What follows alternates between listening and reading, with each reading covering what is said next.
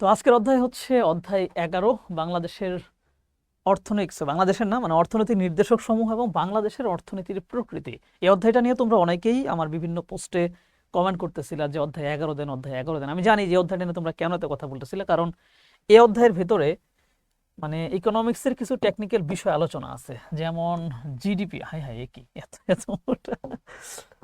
কিছু টেকনিক্যাল বিষয়ের আলোচনা এখানে আছে। ধরো জিডিপি, তারপর হচ্ছে জিএনপি, আবার জিএনআই, তারপরে পিসিআই, এই ধরনের বিষয়গুলোর বেসিক আলোচনা এখানে একটু বোঝার ব্যাপার আছে, যেই ব্যাপারে কনফিউশনের জায়গা থেকে অনেকে বলতেছিল যে এটা কিভাবে। এর বাইরে এই অধ্যায়ে যে বাকি আলোচনাগুলো আছে সেগুলো কিন্তু তুলনামূলক সহজ। যেমন বাংলাদেশের অর্থনীতির প্রকৃতি কেমন বা বৈশিষ্ট্য কেমন। আমাদের অর্থনীতি কৃষি নির্ভর, আমাদের অর্থনীতি শিল্পের অবদান দিন দিন বাড়তেছে, আমাদের কৃষি হচ্ছে প্রকৃতি নির্ভর, আমাদের এখানে বিনিয়োগ কম, সঞ্চয় কম, এগুলো আমরা এমনিতে পুরোপুরি বুঝে ফেলতে পারি। আবার ধরো অর্থনীতির নির্দেশকের বিবেচনায় বা বিভিন্ন ধরো জিডিপি, জিএনআই, এসবের বিবেচনায় পৃথিবীর দেশগুলোকে 3টা ক্যাটাগরিতে ভাগ করা হয়েছে: উন্নত, অনুন্নত, উন্নয়নশীল। এই 3টা ক্যাটাগরির বৈশিষ্ট্য কি কি, যেটা আমরা এমনিতে বলে ফেলতে পারি যে উন্নত দেশ মানে তাদের বিনিয়োগ বেশি, চাকরি বাকরির সুযোগ সুবিধা বেশি, সবার আয় বেশি, জীবনযাত্রার মান খুবই ভালো, তাই না? তারপর অর্থনীতি খুব ভালো চলতেছে, রাস্তাঘাট অবকাঠামো খুবই চকচকা। অনুন্নত মানে মানুষ ঠিকঠাক খাইতেই পারতেছে না, উন্নয়ন কাজ আটকে আছে, এই ধরনের জিনিস। আবার উন্নয়নশীল, যারা ওই জায়গা থেকে ধীরে ধীরে উন্নয়নের পথে আগাইতেছে, অনেক জায়গায় উন্নয়ন করে ফেলছে। সো এগুলো কিন্তু ইজিলি ধরে ফেলতে পারি আমরা। কিন্তু মেন কনফিউশনটা তোমাদের হচ্ছে জিডিপি, জিএনআই বা জিএনপি অথবা পিসিআর, এই জায়গাতে। সো আশা করি আগামী 1 থেকে 1.5 ঘন্টার ভিতরে এই অধ্যায় সংক্রান্ত যে কোনো সমস্যা একদম ক্লিয়ার হয়ে যাবে, একদম ক্লিয়ার হয়ে যাবে। একটু মনোযোগ দাও। আমরা যেহেতু রিভিশন দেব, সো আমরা মূল কনসেপ্টগুলো একটু দ্রুত কাভার করে দেব। এবং তোমরা সবচেয়ে ভালো করতে পারবা কনসেপ্টটা বুঝে নিয়ে যদি বইটা আরেকবার নিজের মতো করে পড়ে নাও, তাহলে পরীক্ষাটা অটোমেটিক ভালো হয়ে যাবে। ওকে, তো এই অধ্যায়ের আলোচনার ভিতরে কি কি থাকে, যেটা আমরা বললাম যে মোট জাতীয় উৎপাদন আছে, মোট দেশজ উৎপাদন আছে, বাংলাদেশের যে জাতীয় অর্থনীতি, এখানে বিভিন্ন খাত ভিত্তিক অবদানগুলো কি কি আমরা সেটাও দেখার চেষ্টা করব। কয়েকটি দেশের জিএনপি, জিডিপির পার্থক্য আলোচনা করব এবং সেটার তুলনায় দেশগুলো কোনটা মধ্যম আয়ের, কোনটা উচ্চ আয়ের, কোনটা নিম্ন আয়ের, এটা আমরা ক্যাটাগরি করব। উন্নত, অনুন্নত দেশগুলো হচ্ছে আমরা খুঁজে বের করব। বাংলাদেশের অর্থনীতির বৈশিষ্ট্য দেখব, প্রতিবন্ধকতা ইত্যাদি সহ, যেখান থেকে প্রশ্ন আসে। উন্নয়নশীল এবং উন্নত দেশগুলোর সাথে বাংলাদেশের অর্থনীতির সম্পর্কটা কেমন। যেমন বাংলাদেশ উন্নয়নশীল হইতে পারে, আমাদের আহামরি ডেভেলপমেন্ট নাই থাকতে পারে, কিন্তু পৃথিবীর অন্যান্য দেশ, যেই উন্নত দেশ যেগুলো আছে বা উচ্চ আয়ের যে সমস্ত উন্নয়নশীল দেশ আছে, ধরো চীন কিন্তু উন্নত দেশ না, জানো তো। মানে চীন উন্নত দেশ হইতে গেলে মনে করো দেশগুলোকে যখন আমরা ক্যাটাগরি করি যে উন্নত, তারপর হচ্ছে উন্নয়নশীল, আর হচ্ছে অনুন্নত, একটা হচ্ছে উচ্চ আয়ের দেশ, আরেকটা হচ্ছে উন্নত দেশ, দুটো কিন্তু আলাদা। সো চীন হচ্ছে উচ্চ আয়ের দেশ, বাট উন্নত দেশ না। হ্যাঁ, তুমি চীনের অবকাঠামো দেখলে আমাদের কাছে আনডাউটেবলি মনে হবে এটা একটা উন্নত দেশ, বাট উন্নত দেশ হইতে গেলে পুরো পৃথিবীব্যাপী একটা স্বীকৃত একটা মানে ক্যাটাগরি আছে। বলা হয় যদি কোনো দেশের মাথাপিছু আয় $36,000 বেশি হয়, তবে সেই দেশকে উন্নত দেশ বলতে হয়। চীনের মাথাপিছু আয় হচ্ছে $20,000 উপরে। মানে এত বড় দেশ, প্রায় 150 কোটি জনসংখ্যা, তাদের যদি মাথাপিছু প্রত্যেকটা মানুষ $20,000 বেশি আয় করে, তার মানে এই দেশের কি পরিমাণ টাকা হিসাবের বাইরে। কিন্তু ওই যে বৈশিষ্ট্য বলে দিছে যে উন্নত হইতে হলে তোমার মানুষের মাথাপিছু আয় $36,000 বেশি হওয়া লাগবে, তাহলে উন্নত বলা হবে। এছাড়া যদি ধরো তোমার আয় $12,000 বেশি হয়ে যায়, তবে তোমাকে বলা হবে উচ্চ আয়ের দেশ। আর উচ্চ আয়ের দেশ মানেই ওইটাকে হচ্ছে এক দৃষ্টিতে আমরা উন্নতই বলে ফেলতে পারি। বুঝতে পারছো তো? এই যে এই পার্থক্যগুলো আমরা একটু বোঝার চেষ্টা করবো। এবং বাংলাদেশের কিন্তু এই দেশগুলোর সাথে সম্পর্ক আছে। কিরকম সম্পর্ক? আমরা উন্নত দেশের সাথে আমাদের বাণিজ্যিক সম্পর্ক আছে, তাই না? আবার উন্নয়নশীল দেশগুলোর সাথেও আমাদের বাণিজ্যিক সম্পর্ক আছে। বাণিজ্যিক সম্পর্ক যাদের সাথে নাই, আমরা সহযোগিতা নেই, আমাদের দেশে বিনিয়োগ করে অনেকেই। সেরকম বিভিন্ন সম্পর্কগুলো আমরা খুব সহজভাবে বুঝে ফেলবো। তো চলো, যে অর্থনীতির নির্দেশক কি এবং এটা কেন প্রয়োজন, এটা আমরা বোঝার চেষ্টা করি। অর্থনৈতিক নির্দেশক জিনিসটা হচ্ছে একটা দেশের অর্থনীতি কেমন, এইটা যেই বিষয়গুলোর মাধ্যমে বোঝা যায়, যেই ব্যাপারটা এটা নির্দেশ করে, সেটাই অর্থনীতি নির্দেশক।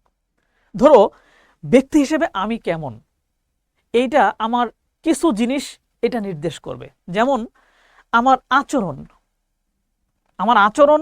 আমার কথা বলার ধরন, তাই না? এই দুইটা জিনিস যদি কেউ ভালো করে খেয়াল করে তাহলে তারা বুঝতে পারবে যে ব্যক্তি হিসেবে আমি কেমন। রাইট? মনে করো একটা নদী বা একটা গাড়ি, হ্যাঁ আমি গাড়ির কথা বলতেছি, যে গাড়ির ইঞ্জিনটা আসলে কতটা ভালো এইটা কিন্তু ইঞ্জিনের সাউন্ড থেকে বোঝা যায়। তার মানে সাউন্ড হচ্ছে ওই ইঞ্জিনের নির্দেশক। সাউন্ডটা যদি খুবই স্মুথ হয়, সুন্দর হয়, তাহলে বলবো যে ইঞ্জিনটা খুবই ভালো আছে। সাউন্ডটা ঘ্যার ঘ্যার করবে, ফ্যাট করবে, ইঞ্জিনটার সমস্যা। তার মানে যেই বিষয়টা নির্দেশ করে যে ও কেমন, ওটাই নির্দেশক। সো একটা দেশের অর্থনীতিটা কেমন, সেটা কি খুব উন্নত, অনুন্নত, ক্রমান্বয়ে উন্নত হইতেছে, আসলে কেমন, এইটা বোঝার জন্য কিছু নির্দেশক আছে যেগুলো দেখলে আমরা বলে ফেলতে পারি যে এই দেশের অর্থনীতি কেমন। যেমন সবচাইতে গুরুত্বপূর্ণ একটা নির্দেশক হচ্ছে মাথাপিছু আয়। মানে একটা দেশের প্রত্যেকটা মানুষ কত টাকা আয় করে, একটা গড় হিসাব, তাই না? আমি এখান থেকে সব বুঝাই ফেলি। মনে করো একটা দেশ, এটা একটা দেশ, এটা একটা দেশ, এই দেশে টোটাল 100 জন মানুষ আছে। এই 100 জন মানুষ সবাই মিলে এক বছরে আয় করে হচ্ছে ধরো 1 লক্ষ টাকা, একক দশক শতক হাজার অযুত লক্ষ, 1 লক্ষ টাকা। মানে 1 লক্ষ টাকা পরিমাণ জিনিসপাতি তারা আয় করতে পারে। 100 জন মানুষ, কিন্তু এখন 100 জনের সবাই কিন্তু সমান হারে আয় করে না। 100 জনের ভিতরে হয়তো এমন আছে যে 20 জন মানুষ আয় করে খুব বেশি, বাকি 80 জন আয় করে খুবই কম, কিন্তু 100 জন সম্মিলিতভাবে 1 লক্ষ টাকা আয় করছে। তখন এই 100 দিয়ে আমি যদি এটাকে ভাগ দিয়ে দেই তাহলে কত বের হইল? টোটাল 1000 বের হইল। তার মানে এই দেশের প্রত্যেকটা মানুষ গড়ে বছরে 1000 টাকা আয় করে। এটা হচ্ছে এই দেশের মাথাপিছু আয়। সো এই মাথাপিছু আয় যত বেশি, ওই দেশটা তত উন্নত, তত অর্থনৈতিকভাবে সমৃদ্ধ, এটা আমরা বুঝতে পারি। সো এইটা অর্থনীতির জন্য একটা সবচেয়ে গুরুত্বপূর্ণ নির্দেশক। দ্বিতীয়ত, মোট জাতীয় উৎপাদন। এই মাথাপিছু আয়টা কেমনে আসলো? ব্যক্তি কি পরিমাণ আয় করছে সেটার উপরে। ব্যক্তি আয় কিভাবে করে? ব্যক্তি আয় করে উৎপাদনের মধ্য দিয়ে, তাই না? মনে করো আমি আয় করি কিভাবে? আমি এই যে তোমাদের ক্লাস নিচ্ছি, আমি একটা সেবা উৎপাদন করতেছি, তাই না? হ্যাঁ, আমি যেটা করতেছি উৎপাদন, এটা দেখা যাচ্ছে না, এটা হাত দিয়ে ধরা যাচ্ছে না, বাট তুমি আমার এই ক্লাসের মাধ্যমে উপকার পাচ্ছ কিনা বলো? যদি উপকার পেয়ে থাকো তাহলে আমি একটা সেবা উৎপাদন করতেছি। এই সেবাটা স্টুডেন্টের কাছে বিক্রি করা হয়, সেখান থেকে কোম্পানি আয় করে, সেই আয়ের একটা অংশ আমি পাই। তার মানে আমি আয় করতেছি সেবা উৎপাদন করে। কেউ আয় করে চেয়ার উৎপাদন করে, কেউ আয় করে কলম উৎপাদন করে, তাই না? আমি ধরো আবার আরেক জায়গা থেকে আয় করি কিভাবে? আমি ভিডিও উৎপাদন করি, ভিডিও বানাই, সেই ভিডিও আমি ইউটিউবে দেই, ইউটিউব সেই ভিডিওটা বিভিন্ন কোম্পানির কাছে সেল করে, সেই কোম্পানিগুলো ওই ভিডিওতে অ্যাড দেয়, ওই টাকাটা ইউটিউব পায়, সেখান থেকে আমাকেও একটা পার্সেন্টেজ শেয়ার করে, আমি এখান থেকে আয় করি। সো এই যে মানুষ কি পরিমাণ আয় করতেছে, এই আয়টাই তো আলটিমেটলি হচ্ছে মাথাপিছু আয় হয়, কিন্তু এই আয় করার জন্য তাকে উৎপাদন করতে হয়। সো একটা দেশের মানুষজন, একটা দেশের নাগরিকরা, তারা কি পরিমাণ উৎপাদন করে সেটাকে বলা হয় মোট জাতীয় উৎপাদন। কারা? একটা দেশের নাগরিক। নাগরিক কিন্তু দেখো, আমরা যদি নাগরিককে বাংলিশ ভাষায় লিখি তাহলে কিভাবে লিখবো? NAGORIK, তাই না? এভাবে লিখবো নাগরিক, এভাবে তো নাগরিক লিখবো আমরা। সো নাগরিক শুরু হয়েছে এন দিয়ে, আর মোট জাতীয় উৎপাদন, জাতীয়র ইংরেজি কি? ন্যাশনাল, ন্যাশনাল, ন্যাশনালও এন দিয়ে শুরু হয়েছে। তার মানে মোট জাতীয়, gross national product, GNP. So GNP মূলত হচ্ছে নাগরিকদের উৎপাদন। একটা দেশের নাগরিকরা দেশের ভেতরে কিংবা দেশের বাইরে যেখানেই সে অবস্থান করুক, সে বছরে কত টাকা আয় করলো বা কি পরিমাণ জিনিস উৎপাদন করলো, ওই উৎপাদিত পণ্যের টোটাল হিসাবটা এক জায়গায় করতে হয়। এটাকে বলা হয় মোট জাতীয় উৎপাদন। এটা দেখতে হবে যে ওই দেশের মোট জাতীয় উৎপাদন কত। যেমন এই যে এখানে 1 লক্ষ ছিল হচ্ছে মোট জাতীয় আয়। এই মোট জাতীয় আয় আর মোট জাতীয় উৎপাদন কিন্তু মোরলেস একই, সামান্য একটু পার্থক্য আছে, ক্লাসের সামনে অংশ তোমরা দেখতে পারবা। তার মানে মাথাপিছু আয় পাইতে হলে তোমাকে কিন্তু মোট জাতীয় উৎপাদনটা পাইতে হবে। সো উৎপাদনটা গুরুত্বপূর্ণ, এটাও নির্দেশক। আবার আরেকটা নির্দেশক হচ্ছে মোট দেশজ উৎপাদন, মানে একটা দেশের ভৌগোলিক সীমানার মধ্যে কি পরিমাণ অর্থনৈতিক কর্মকাণ্ড চলে, এই ব্যাপারটা আমাদের বুঝতে হয়। এইটা বোঝার একটা ইন্ডিকেশন আছে। ধরো যেই দেশের ভেতরে অর্থনৈতিক কার্যক্রম বেশি চলে সেই দেশটা তো স্বাভাবিকভাবে উন্নত হয়ে যাবে একটা সময়। আর এইটা বুঝবো আমরা কিভাবে? জিডিপি দেখে, গ্রস ডোমেস্টিক প্রোডাক্ট বা জিডিপি, এটা দেখে। সো জিডিপি দেখে আমরা বুঝতে পারি একটা দেশের ভেতরে, সেখানে বিদেশি নাগরিকও হইতে পারে, দেশীয় নাগরিকও হইতে পারে, তারা আসলে কি পরিমাণ জিনিস উৎপাদন করলো। এই জিনিসটা দেখলে বোঝা যায় আচ্ছা এই দেশের ভেতরে যেই পরিমাণ প্রোডাক্ট এই বাস উৎপাদন হয়েছে এর মূল্য 5,000 কোটি টাকা। তার মানে এই দেশের ভিতরে বহুত অর্থনৈতিক কাজ চলে। আর একটা দেশের ভিতরে যদি বহুত অর্থনৈতিক কাজ চলে তাহলে ওই দেশ তো উন্নত হবে। এটা দেখে আমরা বুঝতে পারি যে একটা দেশের অর্থনীতি কেমন। তার মানে আমরা মাথাপিছু আয় দেখে বুঝতে পারি, আমরা জাতীয় উৎপাদন দেখে বুঝতে পারি, মানে আবার দেশজ উৎপাদন দেখেও বুঝতে পারি একটা দেশ কেমন। দেখি কি কি লেখা আছে। বলছে অর্থনীতির নির্দেশক হলো এমন মাপকাঠি যা একটি দেশের অর্থনীতির গতি, বৃদ্ধি এবং স্থিতিশীলতা সম্পর্কে ধারণা দেয়। এই নির্দেশকগুলো সরকারের পরিকল্পনা, বিনিয়োগ সিদ্ধান্ত এবং আন্তর্জাতিক তুলনায় গুরুত্বপূর্ণ ভূমিকা রাখে। প্রধান নির্দেশক হচ্ছে এই 3টা। তার মানে এই নির্দেশকগুলো দেখে সরকার সিদ্ধান্ত নেয় যে আমার এখন কি করতে হবে, কোন খাতে বিনিয়োগ করতে হবে। যদি দেখে যে জাতীয় উৎপাদন কম, তাহলে দেশের নাগরিকদের আয় কিভাবে বৃদ্ধি করা যায়, তাদের কিভাবে কাজের ব্যবস্থা করা যায়, সেটা নিয়ে কাজ করবে সরকার। ঠিক আছে? তো এইভাবে হচ্ছে আগাবো। তো আমরা হচ্ছে একটু একটা একটা করে একটু বিস্তারিত দেখি। আমি তোমাদের কিন্তু বিস্তারিত বলে ফেলছি, আমি জাস্ট এখানে তোমাদের বুঝাই দেবো। বলছে মোট জাতীয় উৎপাদন বা জিএনপির সংজ্ঞা এবং ধারণা। জিএনপি হচ্ছে খুব সহজ হিসাব, একটা দেশের নাগরিকদের 1 বছরে দেশের ভেতরে বা পৃথিবীর যেখানেই সে থাকুক না কেন সেখান থেকে সে উৎপাদন করে যেটা পাঠাবে সেটাই হচ্ছে তার জিএনপি।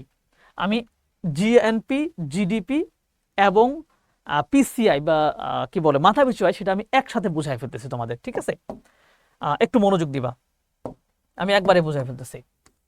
এইটা হচ্ছে একটা দেশ, এইটা হচ্ছে একটা দেশ। এই দেশের মনে করো টোটাল জনসংখ্যা, টোটাল পপুলেশন ধরলাম আমরা 1000।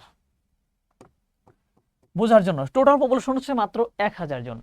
এই 1000 জনের ভেতরে দেশের ভেতরে থাকে হচ্ছে 800 জন, আর বিদেশে থাকে আরো 200 জন। এটা হচ্ছে বিদেশ। বিদেশ বলতে বিভিন্ন দেশে ছড়ায় ছিটিয়ে থাকতে পারে 200 জন। এট দ্য সেম টাইম পৃথিবীর অন্যান্য দেশ থেকে প্রায় 100 জন বিদেশি এই দেশের ভেতরে থাকে। তারা এখানে থেকে কি করে? তাদের কোম্পানি আছে এখানে, তারা এখানে চাকরি করে, এখানে তারা আয় করে। সহজ হিসাব দেখো, এখন জিডিপি কোনটা আর হচ্ছে জিএনপি কোনটা? এই যে 800 জনের কথা বললাম, এই 800 জন, এই 800 জন এবং এই 100 জন, এই দুইটাই মিলে দেশের ভেতর টোটাল মানুষ কত? শুধু দেশের ভেতরেই আছে, একেবারে আমি যদি পিওরলি বলি যে দেশের ভেতরে আছে টোটাল 900 জন মানুষ। 900 জন মানুষ। এই 900 জন মানুষ এরা কিন্তু দেশের ভেতরে। এই 900 জন মানুষ তাদের বিভিন্ন কোম্পানির মাধ্যমে, চাকরির মাধ্যমে, ব্যবসার মাধ্যমে, তারপরে কৃষির মাধ্যমে, শিল্পের মাধ্যমে যেই পরিমাণ জিনিস উৎপাদন করবে সেই উৎপাদিত জিনিসের সমমূল্যের যে অর্থটা আছে বা আর্থিক মূল্য আছে ওইটাকে বলা হবে জিডিপি। জিডিপি মানে হচ্ছে গ্রস ডোমেস্টিক প্রোডাক্ট, ডোমেস্টিক মানে কি, দেশের ভিতরে, দেশের ভিতরে। এখন 900 জন যদি টোটাল ধরো আমি বললাম যে 5,000 টাকা পরিমাণ সম্পদ উৎপাদন করছে, তাহলে এই দেশের জিডিপি হচ্ছে 5,000 টাকা। এখন এই 5,000 টাকার ভিতরে কিন্তু এই যে বিদেশি 100 জন এদের টাকাটাও আছে। এখন তুমি বলতে পারো যে বিদেশিরা তো এই টাকাটা নিয়ে তারা বাইরেই চলে যাবে, তারপরেও এটা কেন হিসাব করা হলো? দরকার আছে, কারণ এইটা আসলে প্রমাণ করে যে এই দেশের ভেতরে আসলে কি কি ঘটতেছে, এটা প্রমাণ করে। এমন হইতে পারে যে এই যে 5,000 টাকার কথা বললাম, এই 5,000 টাকার ভেতরে মানে 2,000 টাকাই উৎপাদন করে হচ্ছে বিদেশিরা, আর বাকি 3,000 টাকা উৎপাদন করে দেশের 800 জন মানুষ। তার মানে দেখো, বিদেশি মাত্র 100 জন অনেক টাকা উৎপাদন করতেছে, যেটা আমাদের জিডিপি কে বড় করছে। বাট এই যে 2,000 টাকা কিন্তু দেশের বাইরে চলে যাবে, দেশের ভিতরে থাকবে না। তারপর আমরা হিসাব করলাম, এই হিসাবের মাধ্যমে বুঝাইলাম যে এই দেশের ভিতরে অর্থনৈতিক কার্যক্রমের ব্যাপকতাটা আসলে কেমন। এইটা হচ্ছে জিডিপি। তার মানে জিডিপির ক্ষেত্রে শুধুমাত্র গুরুত্বপূর্ণ বিষয় হচ্ছে ভৌগোলিক সীমারেখা, যে এই সীমারেখার ভিতরে যেখান থেকে মানুষ আসুক না কেন, যেটা উৎপাদন করবে সেইটার আর্থিক মূল্যটাই হচ্ছে আলটিমেটলি জিডিপি। এবং উৎপাদিত পণ্যের চূড়ান্তটা কিন্তু হিসাব করা হবে। চূড়ান্ত জিনিসটা কি? ধরো একটা সুতা থেকেই এই গেঞ্জিটা হয়েছে, আমি সুতার দাম ধরলাম, আবার হচ্ছে কাপড়ের দাম ধরলাম, আবার গেঞ্জির দামও ধরলাম, তাহলে কিন্তু হবে না। কারণ গেঞ্জির দাম যখন নির্ধারণ করা হয় তখন কিন্তু সুতা কাপড়ের দাম হিসাব করে তারপরে নির্ধারণ করা হয়। সো শুধু চূড়ান্ত পণ্যের দামটা ধরেই এই হিসাবটা করা হবে। এটা গেল জিডিপি। এখন জিএনপি কি জিনিস? এই যে একটু আগে বলছিলাম যে এইখানে যে 800 জন আছে, এই 800 জনে আয় করছে কত? 3,000। এই 800 জন আয় করছিল হচ্ছে 3,000 টাকা, কারণ 100 জন বিদেশি মূলত 2,000 টাকা আয় করে ফেলছিল। কিন্তু এই দেশের 200 জন মানুষ দেশের বাইরে আছে। এরা কি করে? এরা প্রতি বছর ওইসব দেশে বসে বসে প্রচুর টাকা ইনকাম করে দেশে পাঠায়। ধরে নিলাম যে এই 200 জন মানুষ বিদেশের মাটিতে বসে এক বছরে আয় করে প্রায় 5,000 টাকা, ধরলাম 5,000 টাকা। তার মানে দেশের ভিতরে 800 জন আয় করতেছে মাত্র 3,000 টাকা, আর দেশের বাইরে ওরা আয় করতেছে 5,000 টাকা 200 জনে। এই 5,000 টাকা কোনো না কোনো ভাবে কি দেশে আসবে না? দেশে আসবে। দেশে আইসা এই 3,000-এর সাথে যুক্ত হবে। তার মানে দেশের নাগরিক পৃথিবীর যেই প্রান্তেই থাকুক না কেন, সে যেই পরিমাণ আয়টা করছে, ওই আয়টা হচ্ছে জিএনপি বা গ্রস ন্যাশনাল প্রোডাক্ট। ন্যাশনাল আমরা কখন বলি? নিজের জাতির জিনিসপাতিকে ন্যাশনাল বলি আমরা। সো এই যে টোটাল, এর সাথে আমি আরো 5,000 যুক্ত করে দিলাম, আমার 8,000 টাকা হয়ে গেল। এই 8,000 টাকা হচ্ছে আমার জিএনপি। জিএনপি। তাহলে একটা জিনিস কি বুঝতে পারতেছো? যে আমি যদি, আমাকে বলা হলো যে তোমার দেশের জিডিপি হচ্ছে 5,000 টাকা, আর তোমার দেশের যে সমস্ত মানুষ বিদেশে থাকে তারা আয় করে আরো 5,000 টাকা, আর তোমার দেশের ভিতরে যে সমস্ত বিদেশি আছে তারা আয় করছে 2,000 টাকা, তাহলে কিন্তু আমি জিএনপি বের করে ফেলতে পারবো। কি করব? জিডিপি থেকে প্রথমে বিদেশি আয়টা বাদ দিব, এরপরে ওই জিডিপির সাথে আমার দেশের যারা বিদেশ থাকে ওদের আয়টা যুক্ত করে দিব। যেমন আমি তাই করছি, জিডিপি থেকে এই 2,000 বাদ দিছি, বিদেশিটা থাকছে 3,000। এর সাথে যুক্ত করছি আমি আমার দেশের বিদেশি যারা আছে প্রবাসী, তাদের পাঠানো 5,000। এই টোটাল 8,000 হয়ে গেছে আমার জিএনপি। জিএনপি হচ্ছে ন্যাশনাল প্রোডাক্ট। আর এই জিএনপির উৎপাদন করতে গিয়ে বিভিন্ন মেশিনারিজ লাগছে, বিভিন্ন সময় অনেক ক্ষতি হয়েছে। ধরো একটা কারখানা উৎপাদন করতে গিয়ে 2-3টা মেশিন নষ্ট হয়ে গেছিল, ওই নষ্ট হওয়া মেশিনের যে আবার যে পুনরায় খরচ করতে হবে, ওই খরচটা কোত্থেকে বহন করব? আমরা এই আয় থেকেই বহন করব। সো এরকম যে ড্যামারেজগুলো হয়, যে ক্ষতিগুলো হয়, ওই ক্ষতিগুলো যখন আমি এখান থেকে বাদ দিয়ে দেব, তখন যেই নেট আয়টা থেকে যায় ওইটাকে বলা হয় জিএনআই বা গ্রস ন্যাশনাল ইনকাম। এবং ওই গ্রস ন্যাশনাল ইনকামকে যদি আমি জনসংখ্যা দিয়ে ভাগ দিয়ে দিই, তাহলে আমি পেয়ে যাব হচ্ছে মাথাপিছু আয়।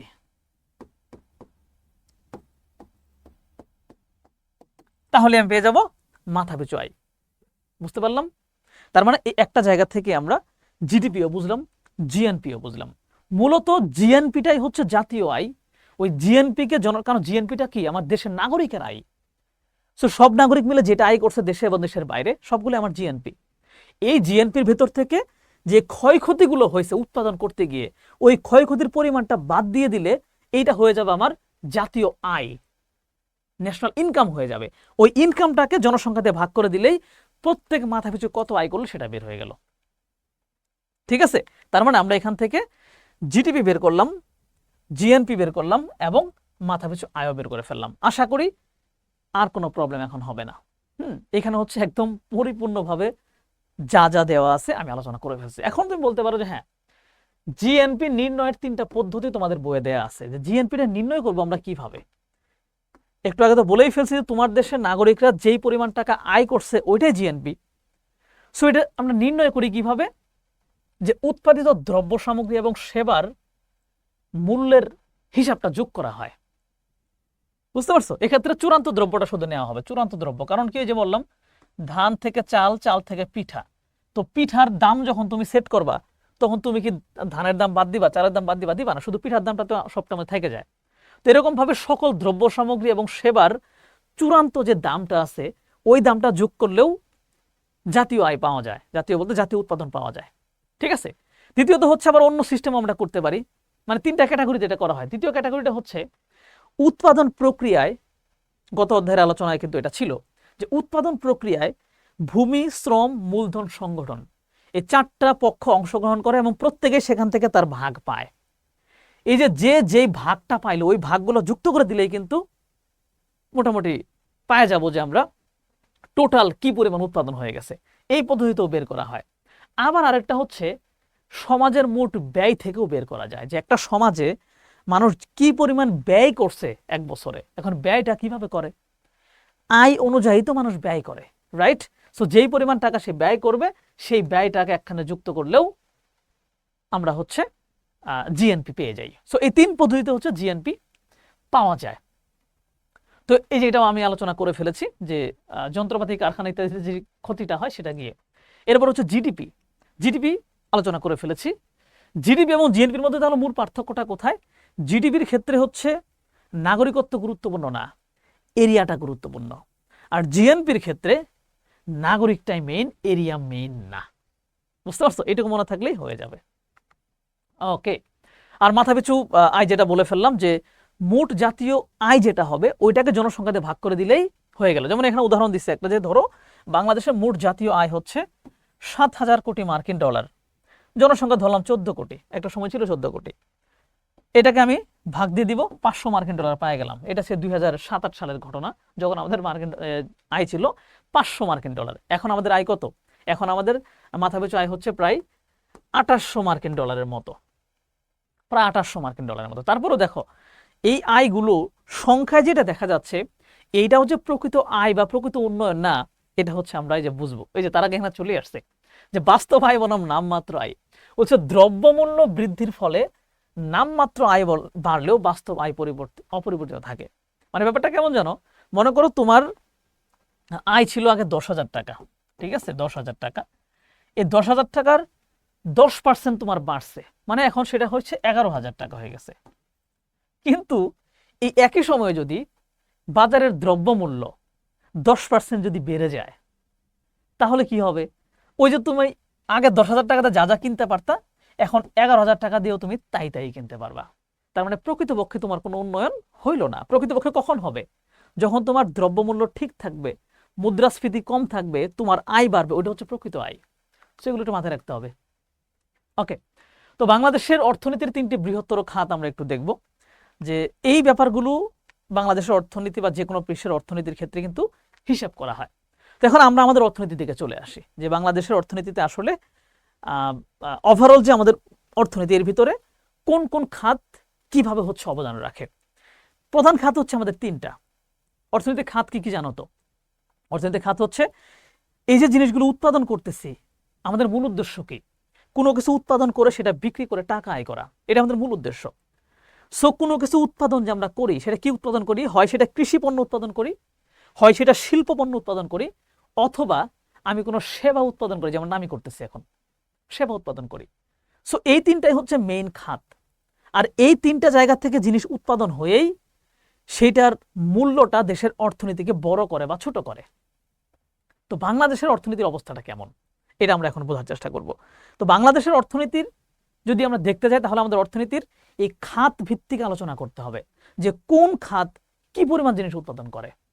আমাদের টোটাল যে অর্থনীতি বা টোটাল যে জাতীয় আয় বা আমাদের টোটাল যে জিডিপি, এর ভেতরে কোন কোন খাতের অবদান আসলে কি পরিমাণ।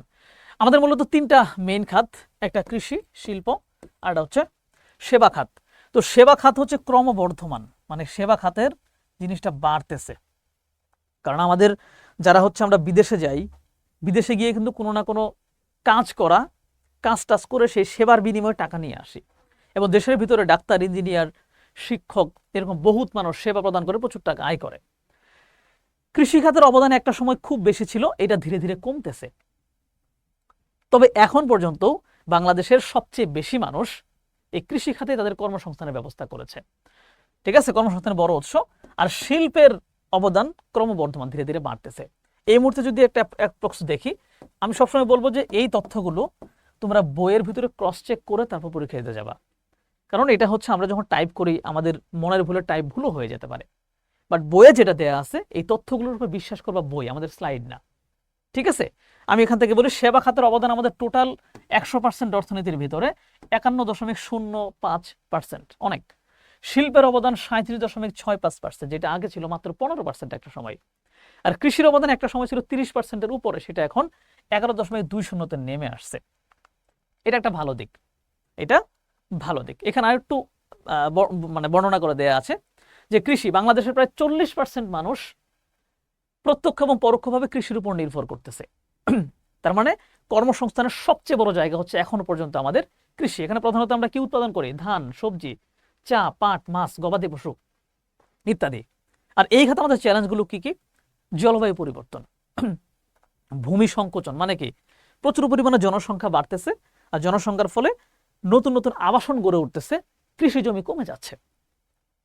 আবার জনসংখ্যা বৃদ্ধি প্লাস প্রান্তিক পর্যায়ে মানুষের আর্থিক সক্ষমতা না থাকায় প্রযুক্তির একটা বড় ঘাটতিও থেকে যাচ্ছে। এর ফলে আমাদের এই কৃষির উৎপাদন যেই পরিমাণ হওয়ার কথা ছিল সেই পরিমাণ হয় না। দ্বিতীয়ত, জলবায়ু পরিবর্তনের সাথে কানেক্টেড একটা কি? প্রাকৃতিক দুর্যোগ। এই প্রাকৃতিক দুর্যোগের কারণে প্রতি বছর বিপুল পরিমাণ ফসল কিন্তু নষ্ট হয়ে যায়। ধরো আমাদের কিশোরগঞ্জ, তারপরে সুনামগঞ্জের যে বিশাল বড় বড় হাওর, এক একটা এত বিশাল বিশাল জায়গা, বা জায়গাগুলো নিচু। এই নিচু হওয়ার কারণে বছরে মাত্র একবার সেখানে ফসল উৎপাদন করা যায়। আরেকবার যখন ফসল উৎপাদন করার সময়, এই সময় কি থাকে? সেটা পানির নিচে পড়ে থাকে। ওটা যদি উঁচু হইতো তাহলে কিন্তু এখানে 2 থেকে 3 বার ফসল উৎপাদন করতে পারতাম। ঠিক আছে, শিল্প দেশের জিডিপির 37%-এর বেশি অবদান রাখে। জিডিপি বলতে কি? যে বাংলাদেশের অভ্যন্তরে যত ধরনের অর্থনৈতিক কার্যক্রম ঘটতেছে এর ভিতরে 37% অবদান হচ্ছে আমাদের শিল্পের। এবং গার্মেন্টস শিল্প বিশেষ করে, এই যে টোটাল শিল্পের ভিতরে সবচাইতে বেশি অবদান রাখে গার্মেন্টস। আমাদের টোটাল যে রপ্তানি আয়, শিল্পপণ্য আমরা বিদেশে রপ্তানি করে সেখান থেকে আয় হয়, এই আয়ের 80%-এর বেশি আসে হচ্ছে আমাদের পোশাক শিল্প থেকে। ঠিক আছে, মনে রাখবে এগুলা। এর ভিতরে কিছু উপখাত আছে, নির্মাণ, বিদ্যুৎ, খনিজ এবং উৎপাদন শিল্প। উপখাত বলতে এগুলো শিল্পের মধ্যেই পড়ে, বাট শিল্পকে এই কয়েকটা খাতে আবার ভাগ করা যায়। ঠিক আছে, সেবা, সেবা খাত হলো আধুনিক অর্থনীতির কেন্দ্রবিন্দু। আধুনিক অর্থনীতির কেন্দ্রবিন্দু হচ্ছে সেবা। কারণ তুমি একটা জিনিস খেয়াল করো, এই যে ধরো একটা সময় মানুষ সবাই হচ্ছে মাঠে কাজ করে আয় করত, বাট এখন কিন্তু যারা কাজ করে তাদেরকে পরামর্শ দিয়েও অন্য কেউ আয় করে নেয়। সো এই যে পরামর্শ বা বিভিন্ন জানাশোনার মাধ্যমে অনেকে এক্সপার্ট হয়ে যায়, সো সে মানুষকে বোঝায়, এই বোঝানোর ফলে তার আয় বাড়ে, এবং ও যে বুঝায় দিল এর ফলে তারও আয় বাড়ে। সো সেবা খাত হচ্ছে আধুনিক অর্থনীতির কেন্দ্রবিন্দু। এর মধ্যে শিক্ষা, স্বাস্থ্য, পরিবহন, ব্যাংকিং, তথ্য প্রযুক্তি ইত্যাদি অনেক বেশি অবদান, 51%-এর বেশি। ঠিক আছে, তার মানে হচ্ছে আমরা বাংলাদেশের অর্থনীতিতে যে 3টা গুরুত্বপূর্ণ খাতের অবদান দেখলাম, এগুলোর আরো উপখাত ভিত্তিক ছোট ছোট অবদানগুলো তোমরা একটু বই থেকে নিজেরা পড়ে নিবা, আমরা তো রিভিশন দিচ্ছি, তাই না? এখন এই যে জিএনআই, তারপরে হচ্ছে ধরো জিডিপি ইত্যাদি যে দেখলাম আমরা, বেসিক্যালি এই 3টার ভিতর মেইন কোনটা বের হয়েছে? মাথাপিছু আয়। আর মাথাপিছু আয় বের হয় কোন জায়গা থেকে? জিএনআই থেকে বা গ্রস ন্যাশনাল ইনকাম থেকে। এই গ্রস ন্যাশনাল ইনকাম যাদের বেশি তাদের মাথাপিছু আয়ও বেশি। আর এই মাথাপিছু আয়ের বিবেচনায় পৃথিবীর দেশগুলোকে কয়েকটি ক্যাটাগরিতে ভাগ করা হয়েছে। ঠিক আছে, বইয়ের ভিতরে এই চার্টটা খুব সুন্দর করে দেয়া আছে। এখানে দেশ ভিত্তিক ভাগ করা আছে যে কোন দেশের আয় কত। এটা 2023 সালের হিসাব, এখন অবশ্য বেড়ে গেছে। এটা তোমরা একটু দেখবা। আমি এখানে তোমাদের বেসিক কিছু জিনিস দেখাই দিতে চাই। সেটা হচ্ছে উচ্চ আয়ের দেশ কাদেরকে বলে? যাদের আয় 13,000 মার্কিন ডলারের বেশি। 13,000 মার্কিন ডলারের বেশি হয়ে গেলে তাদেরকে বলা হয় উচ্চ আয়ের দেশ। উন্নত না, কিন্তু উচ্চ আয়, যে প্রত্যেকটা মানুষ 13,000 মার্কিন ডলারের বেশি আয় করে। উচ্চ মধ্য আয়, সেটা হচ্ছে 4,466 থেকে 13,845 পর্যন্ত। এর ভিতরে যাদের আয় এদেরকে বলা হয় উচ্চ মধ্য আয়। নিম্ন মধ্য আয় 1,136 থেকে 4,465। তো আমরা কিন্তু এখন নিয়ম অনুযায়ী এইটার মধ্যে আছি, নিম্ন মধ্য আয়ের দেশ। আমাদের প্রায় 2800 মার্কিন ডলার। সো আমরা চেষ্টা করলে আগামী কয়েক বছরের ভেতরে ঠিকঠাক সবকিছু যদি চলে, কিন্তু দেশের যে অবস্থা সবকিছু ঠিকঠাক চলে না, এই ঝামেলা ওই ঝামেলা, আমরা কিন্তু উচ্চ মধ্য আয়ের দেশে ঢুকে যেতে পারবো। বাট দেশের ঝামেলা আসলে বলে দিচ্ছে যে আমরা কোথায় যাব না যাব। আর নিম্ন আয় হচ্ছে যাদের আয় 1,136 ডলারের কম, এদেরকে বলা হয় নিম্ন আয়। এটা দিছে হচ্ছে world bank group, IMF, world bank, এরা মিলেমিশে হচ্ছে এই ক্যাটাগরিটা সেট করছে। আর এখানে হচ্ছে বিভিন্ন দেশে হিসাব দেয়া আছে। ঠিক আছে, জনসংখ্যা অনুযায়ী যুক্তরাষ্ট্রের জনসংখ্যা কত, তাদের মাথাপিছু আয় কত, সবকিছু এখানে ক্লিয়ারলি দেওয়া আছে, একটু দেখে নিবা। ওকে, আমরা এবার বাংলাদেশের অর্থনীতির বৈশিষ্ট্যের মধ্যে ঢুকতে চাই। ঠিক আছে, এতক্ষণ আমরা কি কি দেখলাম? আমরা অর্থনীতির নির্দেশকগুলো ভালো করে বোঝার চেষ্টা করছি। সেই নির্দেশক অনুযায়ী দেখলাম যে একটা দেশের অর্থনীতি কিভাবে মানুষ বিবেচনা করে। এরপর আমরা বাংলাদেশের অর্থনীতিতে কোন কোন খাতের অবদান কেমন, এইটা বোঝার চেষ্টা করলাম। বাংলাদেশের অর্থনীতি আসলে কত বড়? জিডিপি হিসাব করলে আমাদের প্রায় 500 বিলিয়নের কাছাকাছি হচ্ছে আমাদের টোটাল জিডিপির হিসাব, মানে যথেষ্ট বড় অর্থনীতি। কিন্তু আবার আমাদের জিএনআই কত, এটা হিসাব করে তোমরা বের করে ফেলবা যে আমাদের টোটাল জাতীয় আয় কত। আমাদের যেহেতু মাথাপিছু আয় 2800 করে ধরো, এরপর টোটাল জনসংখ্যা দিয়ে গুণ করবা। জনসংখ্যা কত? 16.5 কোটি। এটাতে গুণ করে দেবা, যা বের হবে অ্যাপ্রক্স একটা হিসাব ধরলাম, ওইটা হচ্ছে আমাদের জাতীয় আয় হয়ে যাবে। ওকে, এবার আমরা বাংলাদেশের অর্থনীতির বৈশিষ্ট্য দেখব। বৈশিষ্ট্য খুবই সহজ। বাংলাদেশের অর্থনীতির বৈশিষ্ট্য খুবই সহজ। আমি এখানে প্রথমে কয়েকটা একটু বলে দেই, এই কয়টাই মেন। ঠিক আছে, এগুলো মাথায় থাকলে এখান থেকে প্রশ্ন কখনো মিস হবে না। যেমন বৈশিষ্ট্য কি জিনিস, যে এইটা আসলে কেমন, এটাই তার বৈশিষ্ট্য। আমার বৈশিষ্ট্য কি? আমার বৈশিষ্ট্য হচ্ছে আমি এরকম করে কথা বলি, আমি বেশিরভাগ সময় পোলো শার্ট পরি, আমার চুল বেশিরভাগ সময় বড় থাকে, মাঝে মাঝে ছোট থাকে, মানে আমি যা সেটাই আমার বৈশিষ্ট্য। রাইট? সো বাংলাদেশের অর্থনীতির বৈশিষ্ট্য কেমন? বাংলাদেশের অর্থনীতির বৈশিষ্ট্য হচ্ছে কৃষি নির্ভর।